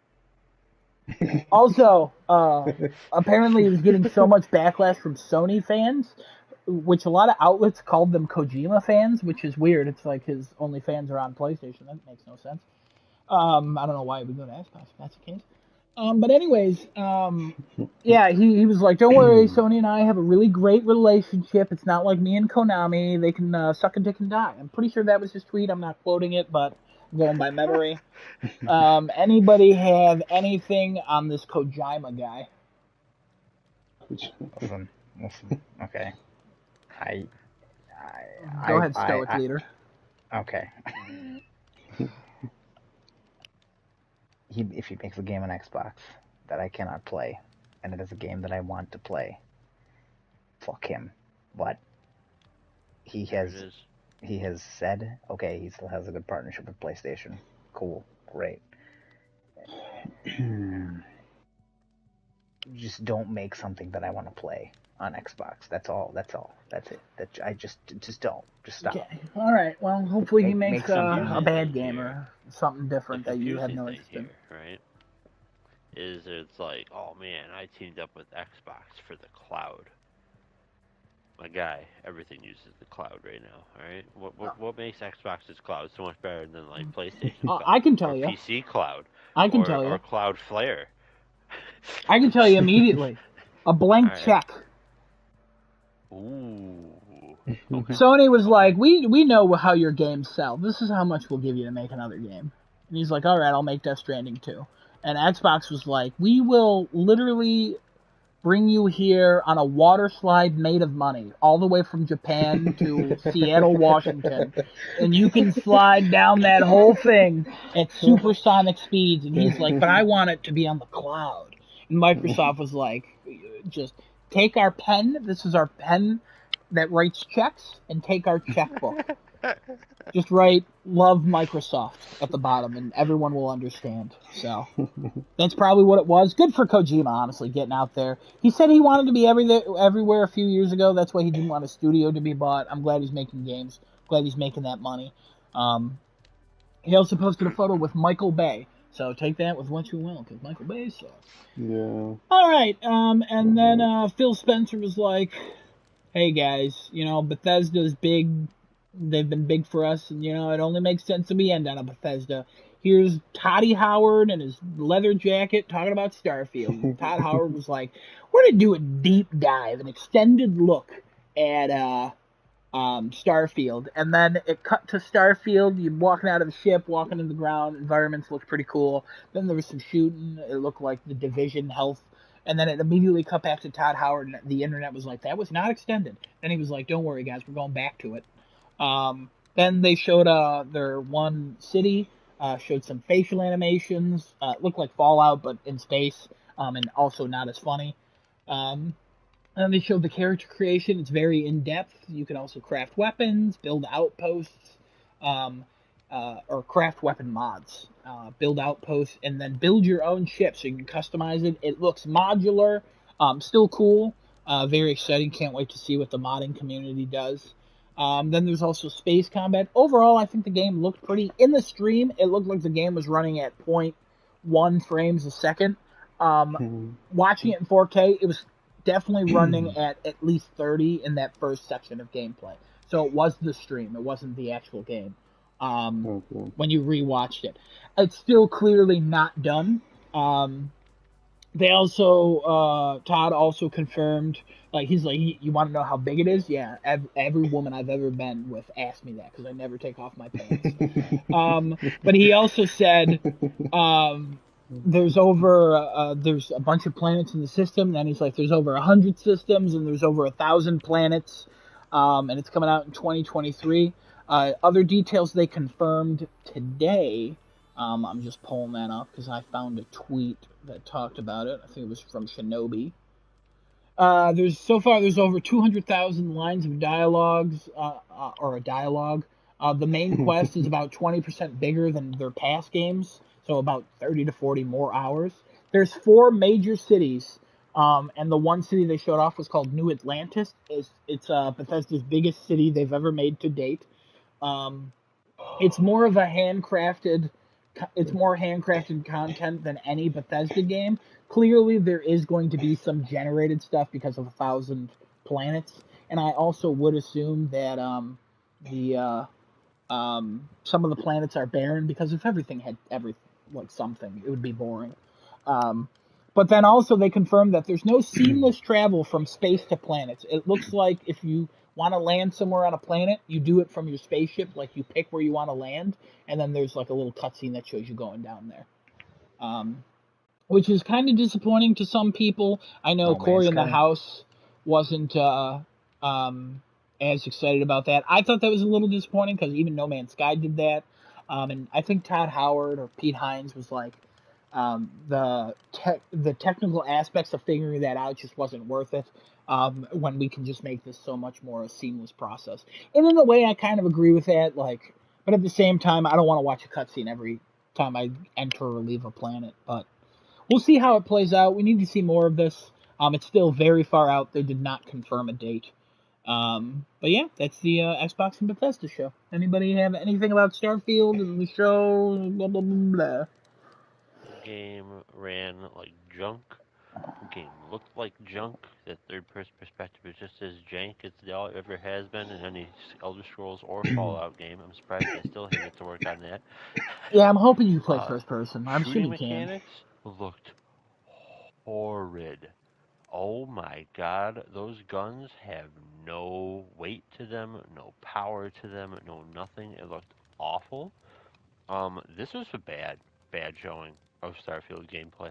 I don't know why they showed this. It's not ready, and they really need to knock it out of the park next time they show it, because this looked worse than any of their other games in like the Fallout world or Elder Scrolls world. That's I my would 2 cents. I would disagree enough to even say I'm disagreeing, because I remember when they showed Fallout 76 and I was like, this looks bad. Okay, This looks well, you real know, bad. yeah, all right, all right, all right. I'll give you that. But yeah, but then that game came out and people are like, why is this bad? And it's like, what? How did you not know? I don't know if you know this, but people like the Fallout games for the story quests and like, you know, the unique characters. Take all those out and you have a first person game that's, I don't know, shit. Even Pete Hines in the stream today recognized that. He was like, you know, the Fallout 76 launch, we even recognized that it wasn't what we wanted it to be. And then he talked about like the pit coming. They also confirmed Valheim is coming to Xbox in Game Pass as a console launch exclusive, because Valheim already confirmed that it's coming to other consoles. So I'm assuming it's like a 6-month window again, maybe more, maybe less. They also showed some Slime Rancher 2 stuff. And yeah, that's all of Game Xbox. What is everybody's thoughts, rating? We'll start with Genesis. Oh, it's good that you start with me. Okay. You You want know, more time to think about it, or? no. Actually, no, I'm good. Um, I think I'm still gonna stick with my original thought process on this. Probably, it's a 9. The showcase was a 9. And the reason why, my thought process behind this, is they had things to cater to every single person. They clearly have stacked up their 2022 and 2023 to a point, release. Uh, they've put some thought into what they want to start creating this like this Xbox empire with, and it's starting with securing a lot of third-party deals. And they need to do that while their first parties are currently being developed and made and things like that. I Starfield, I know a lot of people are waiting for. I'm surprised that Halo wasn't here. I'm surprised. Um, there's another big game that I'm trying to think off the top of my head. Perfect Dark. Perfect Dark, yeah, of course. The one that I zombie mentioned. game. Yeah, a lot of games didn't show up here. State of Decay 3, that's what it is. I'm assuming we will see more of it as we go progressing more in the year. I'm assuming they'll have another showcase sometime, either October or maybe end of the year. Maybe, video game awards. We'll see what happens. Yeah. But, yeah. They clearly put some thought into this. It's not better than the PlayStation showcase. I'm not. Hey, we're not there yet. Okay. But, yeah, I'd give this one a 9. I was very angry at first, 110%. I was so angry because I didn't jump the gun. I thought it was going to be like that, but yeah. All right, everybody else, what does know to you? Make it quick. It's 12:48. We still got a lot to do.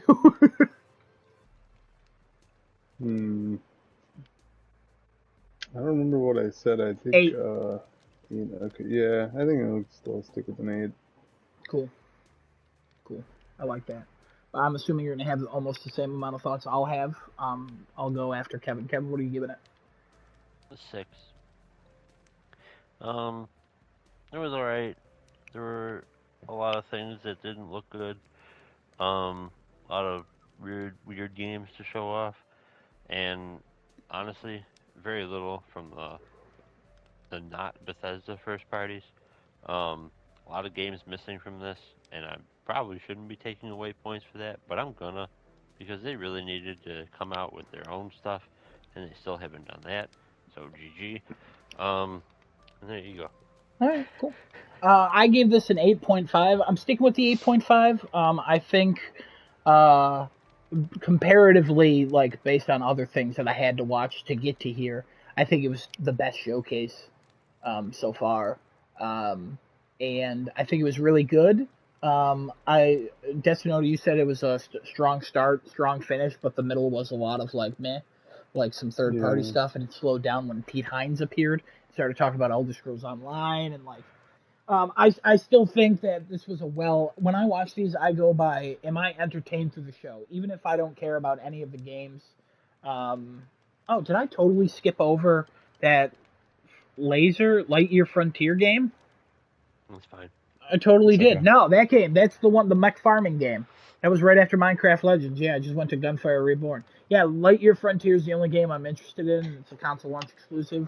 Hopefully that comes to PlayStation soon because that game looks awesome. But yeah, I think this was an enjoyable show. I think it had a lot of games here. Like Genesis said, I think a lot of games for a lot of different people. I don't think there's a lot of people walking away from this going, "Wow, this didn't have at least one game that I liked." It was 95 minutes, so it was a little on the long side for mostly third party, but Xbox, that's what they do. They want content. Even when they get their first party in full swing, they're still going to want third party deals because they need Game Pass games. They're going to fill all of it. And that's still my main issue with Game Pass, that there's not one game on there where I'm like, I have to play that, and I would totally buy that all on its own. Um, it's if you have Game Pass, hey, you might as well check out these games. But so far, they haven't put that out. But Microsoft is on a good track, and yeah, all right, cool. All right, next Capcom. Gonna go through this pretty quick. First game, Monster Hunter Rise Sunbreak, the expansion, new trailer coming out June 30th. It's got some returning locales, the jungle, some returning enemies, Espinas. I don't know how the hell to say that.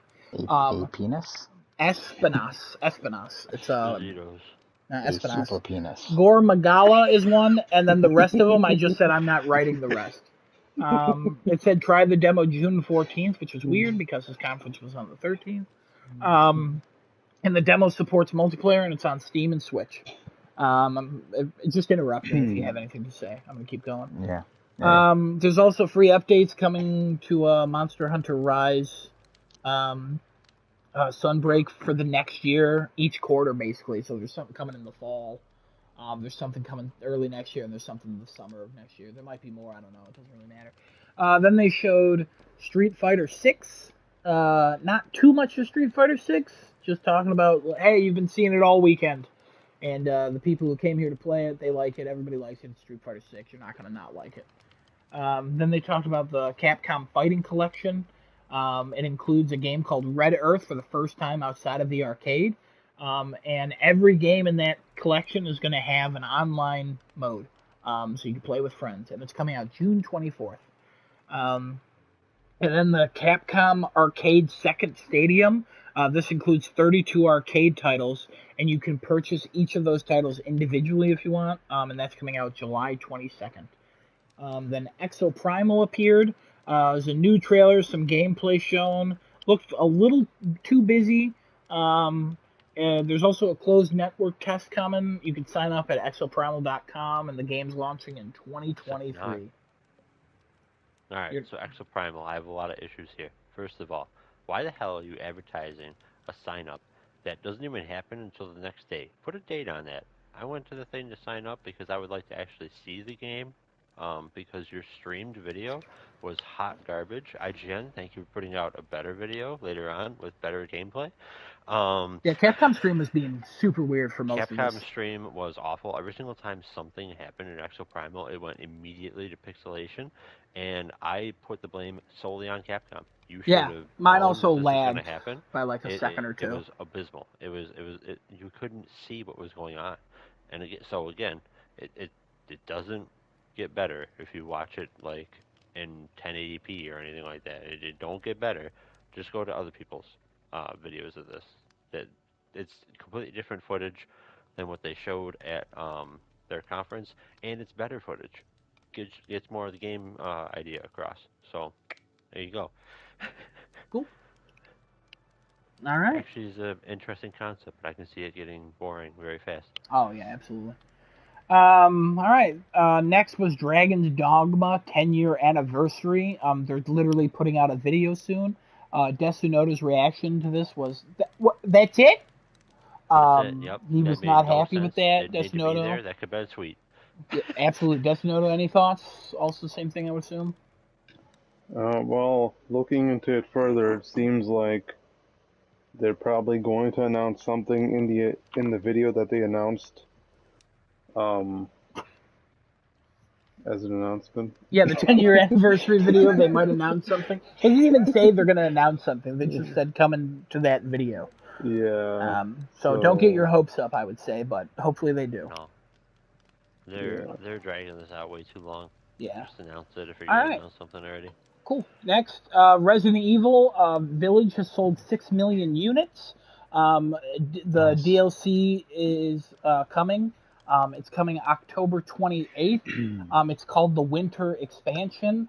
The Gold Edition also includes the Winter Expansion DLC and the original Resident Evil 8. That's also coming October 28th. The DLC has 3 parts.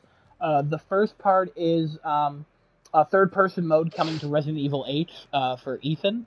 And then the second part is the mercenaries. That's I'm pretty sure Destino said that's like a boss rush mode or whatever the hell it is.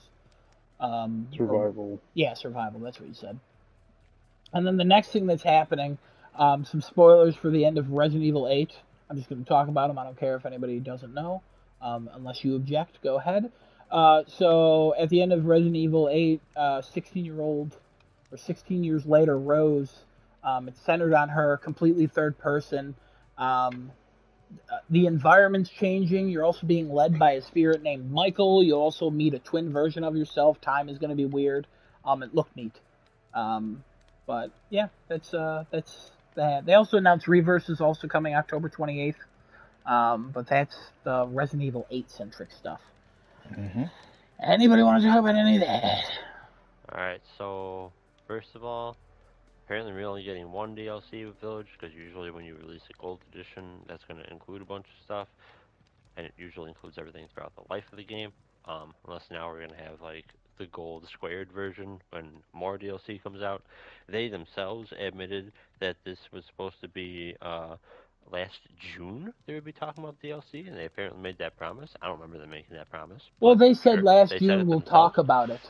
But Um, then it's been a year now, so they yep, apologize for the delay about it. yep, yep, yep. No idea why they even bother at this point, but that's fine.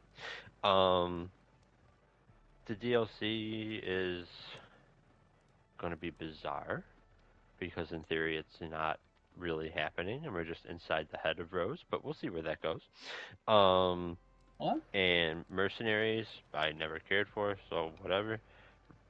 And there you go. That the DLC is a sequel to what's happening. Yeah. She's trying to get rid of her powers, according to what they said in the trailer. It's in her head. Yep. I mean, but she's got powers. It's not like that's in her head. She actually does have powers. She's She does, also yeah. aging rapidly. So Okay. I'm assuming she's trying to get rid of whatever megamycetes in her to stop the aging process, because from the events of 8, what did they say? She had aged like a matter of years in a couple days.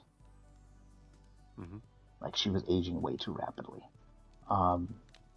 This is And also I don't know. 16 years later, and she still Remember, looks this is relatively 16 young. years later. Yep. Yeah, she still has the aging thing on her though. She's aging faster than what she's supposed to be. So I would assume she's in her 20s at that point. Cool. So she's legal. Good job, Resident Evil. Oh jeez. Wow. Hey, you know it's going to be brought up. I'm super excited for that DLC. The third person mode, maybe. It just makes it look more like Resident Evil 2 and 3. REverse, I want to play. It's been off for so long and I really want to play it again. I'm good for the DLC too. It's gonna be. I just want to know what more happens, because the rumors going around were supposed to be that Jill and Leon and everybody's supposed to be reintroduced in Resident Evil 9, which makes sense since Resident Evil 4 is getting remade. So, all that. Cool. Jill is being reintroduced? It's rumors. Yeah, we don't have to dive into Rumors. that. I don't know. Anyways, You love doing Then Revelation things. yeah, no, it doesn't matter. Then after this, they showed Resident Evil 4 remake. It seemed like the same trailer, a little bit shorter, but then you see Leon's face, and then Destinoto said he looks good. He looks good. Oh shit. Okay. It's not the same haircut. The left side of his hair should be a tiny bit shorter, but I guess they're going with that. So that was cool. And then they confirmed that the Ganado have been redesigned. They're saying they're trying to depict madness in that European town a little bit better. They confirmed the story of the game is basically the same as the original RE4, if I'm not mistaken. Anybody correct me, whatever. It's Yeah. fine. They And did then say they... that. What? What? I said they did say that. Oh, I Oh, don't know that I wow. believe it, but they did say that.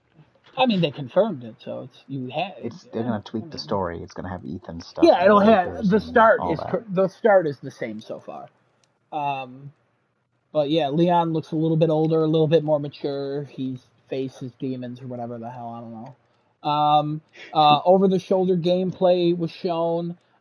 They said it's going to be familiar to Resident Evil 2 and 3 remake. They said, what else did they say? They also said, like the Desunoto said the darkness looked better, like it looked like it was dark, and like it actually looked really good because they showed exactly 15 seconds of gameplay, and then they're like, "Peace, March 24th, 2023." So that was a little disappointing that they only showed 15 seconds. I didn't put the quote in here for Desunoto because it was mostly swears. Yep. Because he was like, "What? Oh, what the fuck? Oh, fuck! Oh!" It was a lot of like mumbling and like I don't know what happened to him. Yep. Anybody have anything to Disappointment. say about RE4 remake? I'm gonna jump Can't. in first so that all the good stuff comes after me. I'm worried about this game.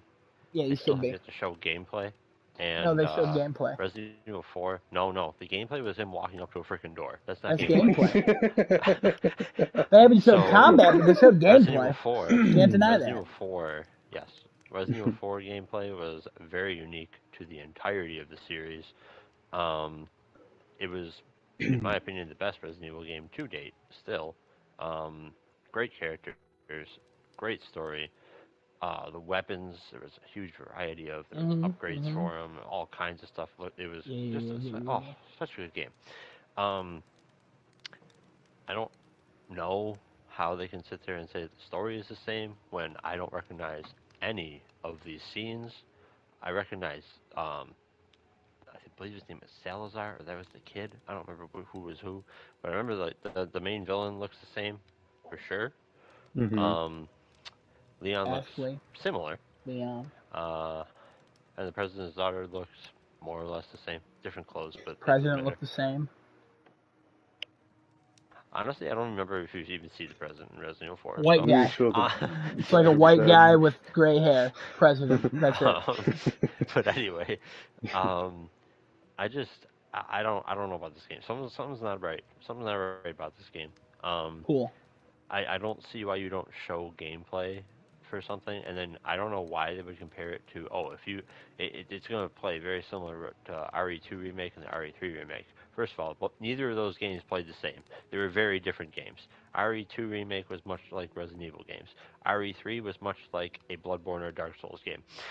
So we already got some questions going on here. RE4 was like its own deal. Um, Honestly, they would have done better to say it plays like Revelations because that did kind of play like Resident Evil 4. But anyway, that's my rant. I'm done. Cool. Next. Genesis, just note what your words. I can't wait. Good Good. words. All right. Just know you got anything else? Um, I want That's to see one word. Ada, That's 3 words. 4 words. and I guess the rest of the That was cast. 5. 4 words again. That was fun. That was 6. That was 6. What the hell is wrong with you? um, and more than Leon just walking. 8 words. Stop. All right, and then after this, RE7, RE2 remake, and RE3 remake are getting current gen updates, high frame rate, ray tracing, 4K. And guess what? It was available today. By that I mean yesterday. That's the end of the Capcom show. What's everybody gonna rate it? 8.5. Kevin, you go next. That's another thing about. 5. Okay, I'll say a 7. I wasn't bored. I'm gonna go 6.5 actually. I wasn't bored, but they spent 10 minutes on Monster Hunter Rise, Sunrise. It doesn't really matter. Dusk. Sunset. I was Yeah. bored. I was Sunbreak. bored. It again. Yeah, true. It doesn't matter. I was bored for a good chunk of this. If you're a Capcom fan, I'm sure you had a good time. But as Kevin said, like, yeah, RE8 getting DLC, one DLC after a year delay. Like, come on, it's cool, but also it kind of is. What's the point? And then also, Dragon's Dogma. Tune into an event. Don't pull me into an event and halfway into the event say, "Hey, tune into an event." Hey, welcome to the event. Enjoy this event. We're going to talk about one game, then another game for like 2 seconds.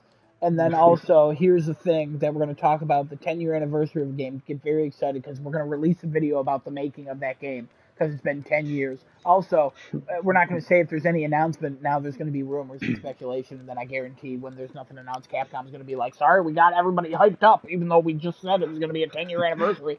We've been through this. We've done this. I know where we are. But yeah, 6.5 is probably what I say. Destino, what would you give it? 6. Cool. All right, that's everything. Do we want to rate all the conferences together? Like, do we want to declare a winner, or Kevin, do you want to do yours first and then we declare a winner? Hold up, real quick. I'm gonna fly through the You PC you gaming show. All right, you blitz ready? through them. Go. We're gonna blitz through the PC gaming show, and by that I mean I'm only talking about the first half because the second half was garbage. All right, so Solstice trailer again, a freaking trailer. Give me some gameplay. I know we've gotten a little bit. There's a little tasty gameplay on the Steam store. Highly recommend checking that trailer out. But not a whole lot of gameplay going on. I'm really excited to see where this game goes. Tactical Breach Wizards. This game came out of nowhere. Game looks freaking great. It's from the people who made Gunpoint, and I forget their second game, but really good strategy and like unique gameplay mechanic games. And this looks like another one. So I am super hyped for this game. It's gonna be real fun to play. Deceive Inc. This game came out of nowhere. Looks epically fun. Looks absurd. I can't wait. I'm in the alpha beta. Well, I'm not in it yet. I signed up for the alpha. I'm trying to get as many people as I can to sign up for this alpha because I am so hyped for this. It looks like Prop Hunt on crack. I'm ready. Killing Floor 2 Title Terror. Honestly, looks kind of meh, but it's more Killing Floor 2 content for free, so win. Potion Craft. That's getting some additional content. I don't own this game yet. Emphasis on yet. It's a really fun game if you like that kind of thing. It's a very unique game. Check it out. The Invincibles and the Alters, both sci-fi horror games. The Invincibles looks like a Mars planet walking simulator. I don't know what planet you're on, but it looks like it could be Mars. That looks really good. And the Alters is from the guys. I think it's called Bit 11. I think their company is, or 11-bit. Who made this War of Mine and Frostpunk, and that right there says you better keep your eye on this freaking game because those two games were phenomenal. Um, I'm real excited for that. I think both these games, the Invincibles and the Alters, kind of stole the show for sci-fi horror. There was a lot of those titles, but I forgot all of them after seeing both of these.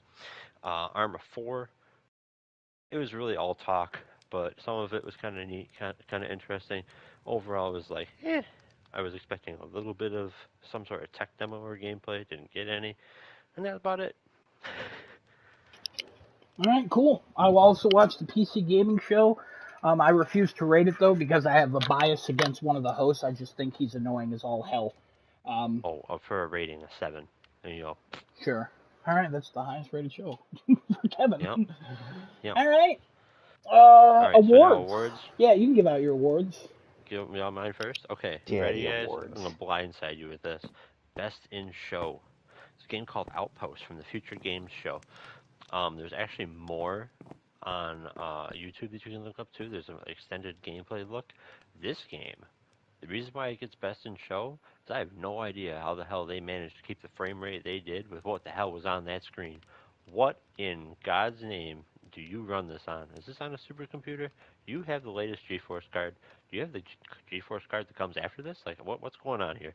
There's hundreds of enemies on the screen with bullets flying all over the place, explosions, particle effects, all kinds of stuff, and it doesn't look like the frame rate drops. It's fantastic, and on top of it, this game looks very interesting. It's a tower defense sort of game where you build an outpost. Um, and you can switch between like a commander view, a la StarCraft or Warcraft, and a first-person shooter view. And when you're defending stuff, your gun emplacements have ammo, and you have to actually like bring ammo to them in order to resupply them. Definitely keeping my eye on this. Take your Best eyeball out and conference put it PC on. gaming show, yay.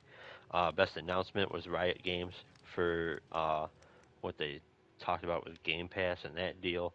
We'll see what that comes of that. That could change depending on the details of it, but I'm just going to go out on a limb and say Riot has enough money; they'll probably make it a pretty sweet deal. Um, and then a special award that I didn't know what to call, so I called it the I Want to Play This Game Yesterday, and that goes to Deceive Inc. Because this game, I'm just so hyped for. I'm ready. I need it. It looks so fun. It just looks stupid. I'm ready to play it.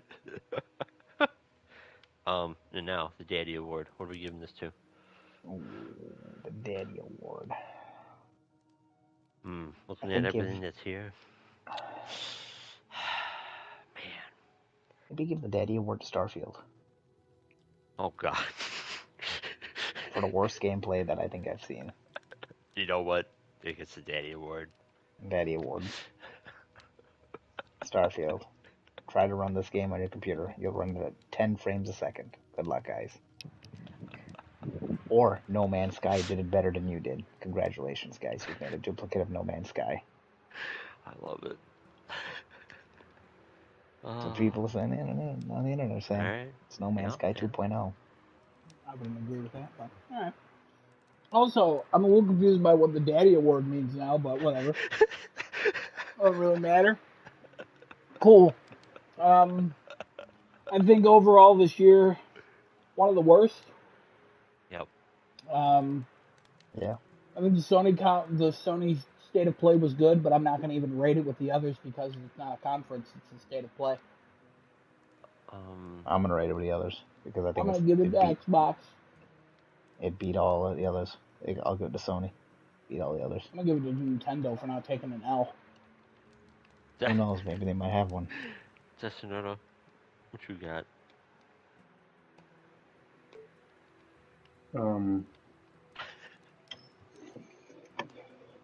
What were you doing? Giving awards? Yeah. Who do you think? What do you think overall about this year? You don't have to get into specifics if you don't want. It's pretty bad compared to past years. Pretty bad. I wish Sony had a showcase instead of a state of play. The only we'll get it in September. Yeah, the only noteworthy presentations are probably Microsoft and PlayStation. Hell yeah. PlayStation won it. PlayStation beat Microsoft on the ground with a 20-minute show. I mean, Let's calm down. I would say Stray beat everything else into the ground with like the 5-minute thing. I'm saying PlayStation beat everybody else on the ground with a 20-minute show. But Microsoft definitely had a good amount more stuff. Yeah, But that's more. only because they had a longer thing, I think. If PlayStation had more of a showcase than All right, cool. Yeah. That seems like enough. All right, now we got to get into who won. I'm gonna go as quick as possible. For Summer Game Fest, Genesis, you said Kojima's Next Game Overdose. Not there, wrong. Bloodborne Remaster, wrong. You said Gotham Knights gameplay focus, confirming the release date. Support like DLC. They didn't do support like DLC. You got 0.66. You said Nice. Activision shows gameplay for Modern Warfare 2. You said a bunch of other shit that never happened. 0.33. You said Atlas and Sega announced Persona 6. Ha. You said Bandai Namco remaster of Dark Souls collection. Nope. Dead Island 2. Nope. Dragon's Dogma 2. Joke. Hogwarts Legacy. Nope. Midnight Suns revamp trailer 2023. No revamp. Also this year, you got 1 total point. Desonoda, you said Bloober Team shows the Silent Hill project. Nope. Square Enix Final Fantasy VII Remake Part 2. Nope. You said Xbox shows Scorn. No confirmation of date. Xbox showed Scorn at the Xbox show, so you got a quarter of a point because you said you got half of this right, but at the wrong showcase, so I still give you a quarter. Then you said brand new Need for Speed. Nope. EA shows. Nope. They weren't there at all. Elden Ring DLC. Nope. Project Eve gameplay. Nope. Reverse gameplay shown and given in a year. I gave you no points for that because Reverse was shown at the Capcom show, but it wasn't given a year, so you got no points because that was just one prediction. Forspoken trailer. Nope. Arc 2. New trailer release year. Almost none of that was right. You also said it at the wrong show, so I was like, I'm not giving you any of that. And then you said, Kevin, you said new Cuphead game. Nope, just DLC. Then you said gameplay trailer for Sonic Frontiers. There was a gameplay trailer for Sonic Frontiers, but it was all around this show. And I'm not giving you any points for that because it was literally sponsored by IGN, and I told you about that. And you still wanted to go with it. Doesn't really matter because then you said Callisto Protocol in-depth gameplay trailer, straight gameplay. You got 1 full point for that. Then you said Modern Warfare 2 will not be there. It was there, but you also said it will either be shown before or after Summer Games Fest. It was shown before, so I gave you half a point. Then you said Tiny Tina DLC centered around Torque. It's not even close. Bandai Namco Gundam Evolution, not going to happen. Apex Legends, not talked about. Then you said Bloober Team, New Layers of Fear 2023. All of that correct, 1 full point. Fear Remastered, nope. You said TMNT Shredder's Revenge release date this month, 1 full point. You got 3.5 points so far for Summer Game Fest. Corey in the house said Activision will show Call of Duty. He then also said Overwatch 2 and Diablo 4. He only got 0.33 points there. I totally wrote that wrong. Boom. He then said Gotham Knights reconfirms its release date. And then he also said at least a 3-minute trailer. The trailer was a little over a minute and a half, so it only got 0.66 points. Rocksteady not there. He said Jeff Keighley visibly sweating. That was another reason for my second rewatch. He was not visibly sweating. The Rock appearance, and he's not going to do the eyebrow. He did the eyebrow, no points. Horizon DLC, not here. New StarCraft announced, nope. Some Atlas Weeaboo shit that only Genesis and Desonodo have heard of. Desonodo heard of it, Genesis had not. And then for the other one, I've heard of it, so it didn't count. Assassin's Creed franchise update, not here. Bioshock franchise update, not here. So he only got, let me just correct his points here. He got 0.91 points. I said Death Stranding 2, no. Suicide Squad game, no. Final Fantasy VII Remake, no. Hellblade, no. Borderlands, no. Plague Tale Requiem is shown. That's my only part of that. I could have given myself half points, but I've decided not to give me any points because I did not go into detail, so I did not count for the other show. I then said Multiverse's September, November release date. Like, no, didn't happen. Wizard with a Gun makes an appearance. Fuck off, Wizard with a Gun. You never showed up anywhere. And then I said The Quarry makes an appearance, and I doubled down on that, so I got 2 points. And then I said Wonder Woman, very curated trailer, what the game actually is. Nope, I only got 2 points, so the winner of Summer Game Fest was Kevin with 3.5. My God. All right. Xbox and Bethesda. Genesis, you said announce of a demo system. Nope. Avowed shown. Nope. Deathloop. Nope. Remastered GoldenEye. Nope. Assassin's Creed. Nope. Minecraft spin-off announced ray tracing mode. They did announce a spin-off. You did say spin-offs. I went back to crafting chat, listened to what you said. You did confirm as multiple spin-offs. I still gave you half a point, just because they did show one spin-off, and I thought that was enough. I didn't think the S actually made a difference. But no ray tracing mode was ever talked about. Killer Instinct 2, not announced. Wolfenstein 3, nothing. Outer Worlds 2 trailer, never. Series V, no. Age of Empires 4, no. No controller update, no State of Decay, no Halo. You said Sea of Thieves new expansion 2023 summer. Sea of Thieves new expansion is correct. It's coming out this year. That's another half point. You got 1 full point for Xbox. Wow. Destinoto. If anybody has any issues with how I'm rating these so far, please speak up. I feel like I went through these pretty fairly. No, you did. Destinoto, you said Fable update. Nope. You said Xbox show Scorn and no confirmation of date. I give you half a point because Xbox did show Scorn, and there was no confirmation of date. If you notice, this is a double dip, but he actually got the full half point for this one because it was at the correct show, which was allowed to do, and I'm surprised more people didn't do it. Then he said Starfield update, no gameplay, no release date. He got 2 of those correct, so he got 0.66 points.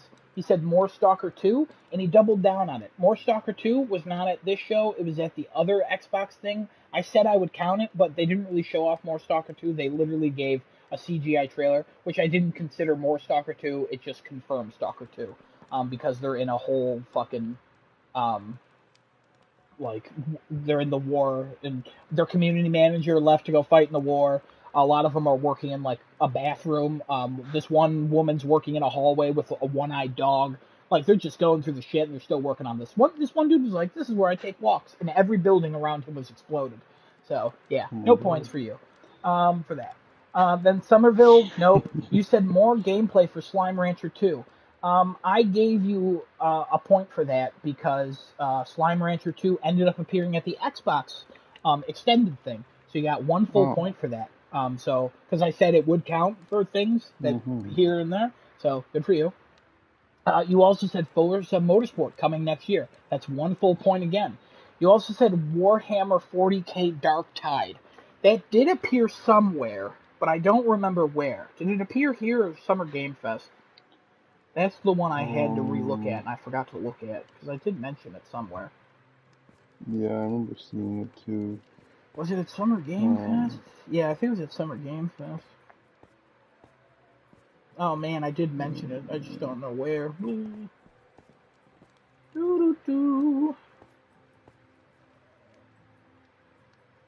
Yeah, it was at Summer Game Fest, so you get half a point for that, so I actually have to update that. Because it was at the wrong show, but you still got it, and I did say I had that to everybody, so there you go. Gotta update that right there. Boom. Alright, Kevin. You said Indiana Jones, nope. Halo, nope. New Quake, nope. Fallout 76, PvP-centric expansion announced. Not Nuclear Winter, World PvP. None of that was correct. You then said Metro multiplayer reveal, nope. Oxenfree 2, nope. Metal Slug Tactics, nope. Project Warlock 2. You guys said that was somewhere, but you just said Project Warlock 2 Kickstarter announced and gameplay trailer. Did any of that happen?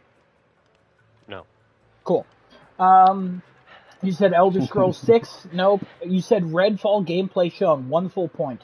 You said Xbox VR headset. This is where you started losing your mind because then you said Minesweeper with that. Nope. You said no Gears of War or Forza or Perfect Dark. That's 1 full point. Congratulations. Then you said Hello Neighbors Forza. 2. Oh, you're right. Yeah, you're right. Oh, shit. Oh, man. 0.66, my man. Yeah. I've because you didn't say Motorsport. I totally didn't even realize. I meant the whole thing. So Yeah, no, I know. It doesn't really change your score that much, if I'm honest. All right. Yep, there you go, 0.66. Hello Neighbor 2, no. You said Stalker 2 new trailer, people sitting around talking, threats in the zone, enemies and anomalies. All of that was incorrect. There was a new trailer, but it wasn't really a trailer. It was literally a release of a gameplay segment, or like of the first 3 minutes of the game. So I'm not giving you points for that. Understand. You said Party Animals release date December 16th. Party Animals was shown in the thing. No release date was confirmed. It was only shown in the video. Nobody talked about it. You scored 1.66 points. All right. Corey in the house. He said Starfield update, more expansive trailer, no date. 1 point. He said Redfall gameplay shown early 2023. 1 point. He said WoW expansion, no point. He said no Perfect Dark and no acknowledgement of its existence. They never mentioned Perfect Dark in either showcase. So he got 1 point, and I was Oh shocked by my that. god. He said Rare Remaster of GoldenEye, no. Outer Worlds 2 gameplay. I laughed at him when he told me that. For a long time, I was like, that's definitely not going to be here. I was absolutely correct. I should have said, that's definitely not going to be here. I would have got a point, but whatever. Avowed teaser, no. Hellblade 2, didn't even mention it. Fable, nothing. He got 3 points for this. I said Damn. Forza Motorsport 8 revealed, gameplay shown, release date fall. It's coming out next year. I got .66. I said Gears of War Collection, no. Avowed gameplay, no. Xbox Family Plan, no. Hellblade 2, no.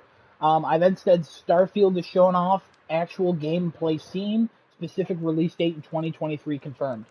That specific release date wasn't confirmed, so .66 again. I then said Perfect Dark gameplay shown. No. Indiana Jones game shown. No. Fable trailer shown. No. I said Kojima project revealed. I doubled down on this. Should I get points for this? Because he announced he's working on a project with them, but he didn't reveal what the project is. I don't I'd say know. I'd say double points because all you said was project. Project reveal. So it I'd could go like be. maybe half. It's He a didn't double reveal down. the It's actual everything I or know. project. nothing. He Got revealed it. the project. I mean, he's He working on revealed the project. he revealed that he's working on a project, but he didn't actually reveal the The name of the project project or itself. anything.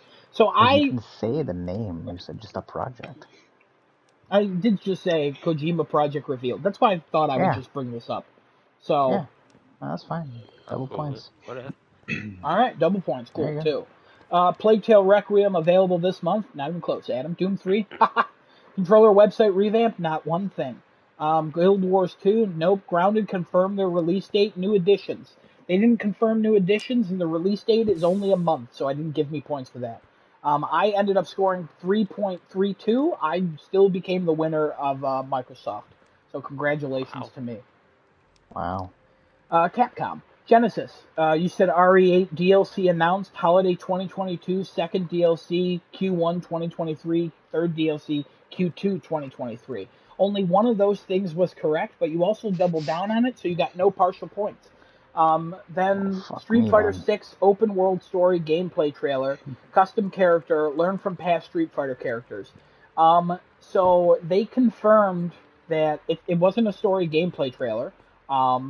You do learn from past Street Fighter characters, but it wasn't confirmed at the Capcom event. It was confirmed somewhere else. And there's no custom character talked about. So you might get half of a third of a point, so I just gave you no points for that. You then said Reverse Fuck July me then. 2022 looks better, more free for RE8, but standalone $20. None of that was confirmed, and it's not July, so no points. You Oh, said Ace fuck Attorney me then. Remaster, all consoles, holiday 2022. You Nope. really want this, don't you? DMC HD collection. Nope. You said DMC 6 not shown, Pragmata not shown. 1 full point.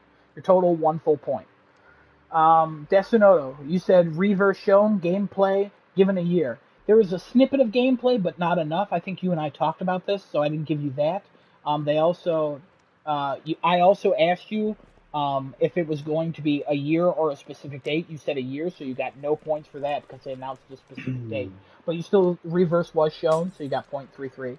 RE4 remake gameplay, and then you said short. 15 seconds is probably not what you meant by short, but I gave it to you. You then also said Monster Hunter Rise Sunbreak. Not much on that, but there was a point. I mean, you didn't say much. They gave 10 minutes of it. Dragon's Dogma sequel teaser. I gave you no points because they didn't say, like, hey, tune into this thing, because maybe. They literally just said, yeah. You said Deep Down returns, Deep Down's never coming back. And then Pragmata shown, 2023 release year confirmed. Not at all. So you got 2.33 points. Kevin, you said Dragon Dogma 2 didn't happen. Street Fighter 6 story trailer shown. Ryu, Ken, and Chun-Li centered. There was no story trailer. They did show like a little bit of a trailer, but it wasn't story centric, and it showed 2 characters. You named 3, so you got no points. Resident Evil Revelations 3, no. New Mega Man, no. Marvel vs. Capcom Endgame, I still think that's a fantastic title. It doesn't exist. Pragmata gameplay shown, no. DMC 6 shown, no. You got no points. Casey, shit. Well, fuck it. Nobody's this far in. Corey in the house, he said RE8 Village DLC fall, 1 point. Dragon's So Dogma smart. Remaster for current gen bundled with Dark Arisen. No points. Street Fighter 6 shown, and he doubled down on it. 2 points. His total, 3 points. And then I said Street Fighter 6 in depth. It wasn't here, and there really wasn't an area where it was in depth. They showed little snippets. I don't think anybody could say any of that was in depth. So no points for me. I said RE8 DLC shown, and then I said expand upon Lady D. They did confirm Lady D was going to be in the Mercenaries mode. I didn't consider that an expansion, so I only got half points for saying it's going to be shown. I then said Reverse not shown, probably canceled. Absolutely wrong on that. I said Netflix shows update. They updated one show here. Other shows were updated at Netflix Geek Week, but it wasn't enough for actually me to give me points, so I gave no points. Lost Planet reboot didn't happen. New Monster Hunter didn't happen. And then I said Exoprimal gameplay confirmed Dino Crisis spinoff. I got half of that right. I got 1 full point. Corey in the House won with 3 points on that one. And then the random predictions. Genesis, you said Fortnite has first-person mode, no building with first-person mode. None of that was confirmed at any of these shows. You got no points. Metroid Thanks. Prime 4 shown off, 2024 release. Sorry, Desinoto, but Genesis was wrong. Sorry, Genesis. Thanks. Then you said Kojima appears on stage. Kojima didn't appear on a stage technically, but if you looked at the behind the scenes at the Xbox events, they hosted this around the world, and his face appeared on the video screen, and that video screen when it was on a stage, I gave you a point for that. So congratulations. Thank you. Yep. Desinoto, you love had you. no further predictions. You got no further points. Kevin, you said Wizard with a Gun gameplay. As far as I could tell, there was nothing about Wizard with a Gun anywhere. You said Imagine Dragon plays music again. It's a theme for Arcane Season 2. Arcane Season 2 was confirmed. I don't believe there was a trailer. I didn't see anything. And also, you said Jeff Keighley says amazing 19 times. From my count, he only said 2. Corey in the House's predictions are wild. Please buckle up. He said more games on Netflix, at least 2 more titles to play on Netflix directly. Netflix confirmed games, but they did not announce they would be on their streaming platform, so he could be right, but they didn't confirm anything here. No points. Okay. He said Genesis will rate Summer Game Fest 7.8 to 9.3, Xbox 6 to 7.5, or Capcom 7.5 to 9. What the fuck? He was guessing on what you would rate the conferences. You rate Summer Games Fest like really low, so he did not get any points there. Xbox you gave a 9, so you rated it higher than what he said. You rated Capcom, I think you said an 8 or whatever. Yeah, somewhere in that. Yep. Yeah, and he said 7.5 to 9, so he got 0.33 points for getting one of those guesses. Why the fuck? Hold on. Hold on. What? Hold on. Why did he pick me to do that with? Because he knows you're the one who's always talking about giving ratings to games, and he's definitely going to rate, even if Kevin's like, I'm not rating anything. Like, even if we all decided no, he would say you would still rate them. But I gave him a limit of only guessing between 1.5. So if he wanted to guess like 6, it would be either from 4.5 to 6 or 6 to 7.5. So that's how it went. What does that say about me? Is something wrong with me? No, because he was wrong on 2 of them. So you were very unpredictable. You showed no bias. Like I try to show no bias on this quiz. And you'll see by who won at the end. Star Wars title shown off. No. Jeff Keighley fan genders on Kojima. So he wanted to say fanboys, so then he made it gender neutral, so he said fan genders. Oh my I think that sounds worse. God. I think that sounds worse. But Yeah, we're I here. would agree. Okay, I said Horizon, no. God of War, no. Aloy, no. Arc 2, shown off. Desinoto and I talked about this. They showed a 30-second trailer for Arc 2. We didn't consider it shown off. I got no points. Avatar gameplay, dead. Nobody, Genesis, technically if this was its own thing, you won with 1 point. The overall winner of this show, does anybody have any guesses on who it was? It's Corey in the barn. In last place is Kevin with 6.16. In 4th place is Desunoto with 6.49. In 3rd place is Genesis with 6.66.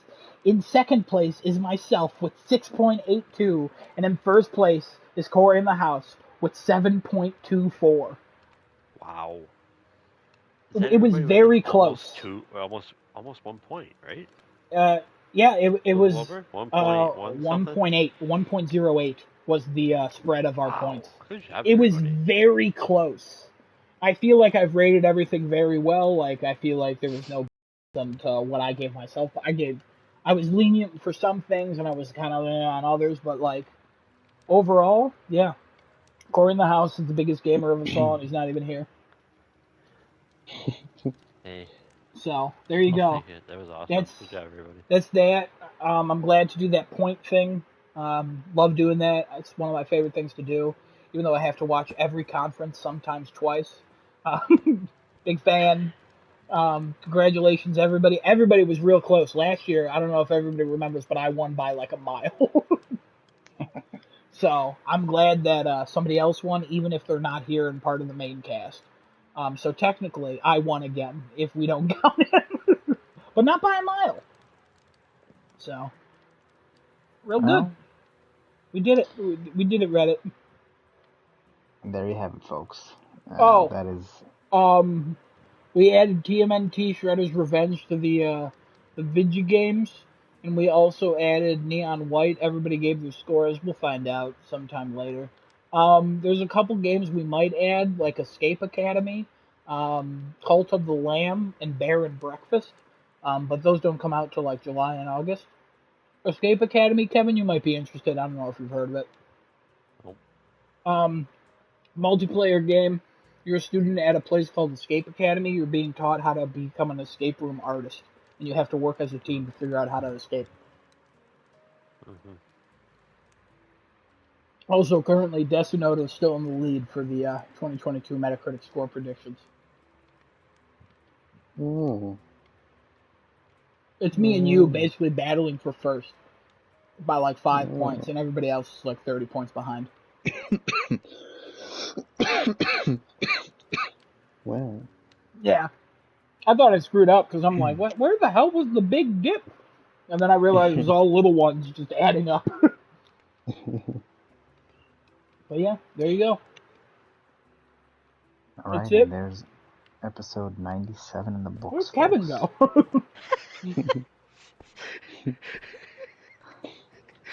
All right, yeah, take us home. End it. And we will see you again next week. Probably, if there's anything else gaming news wise, we will discuss probably next week.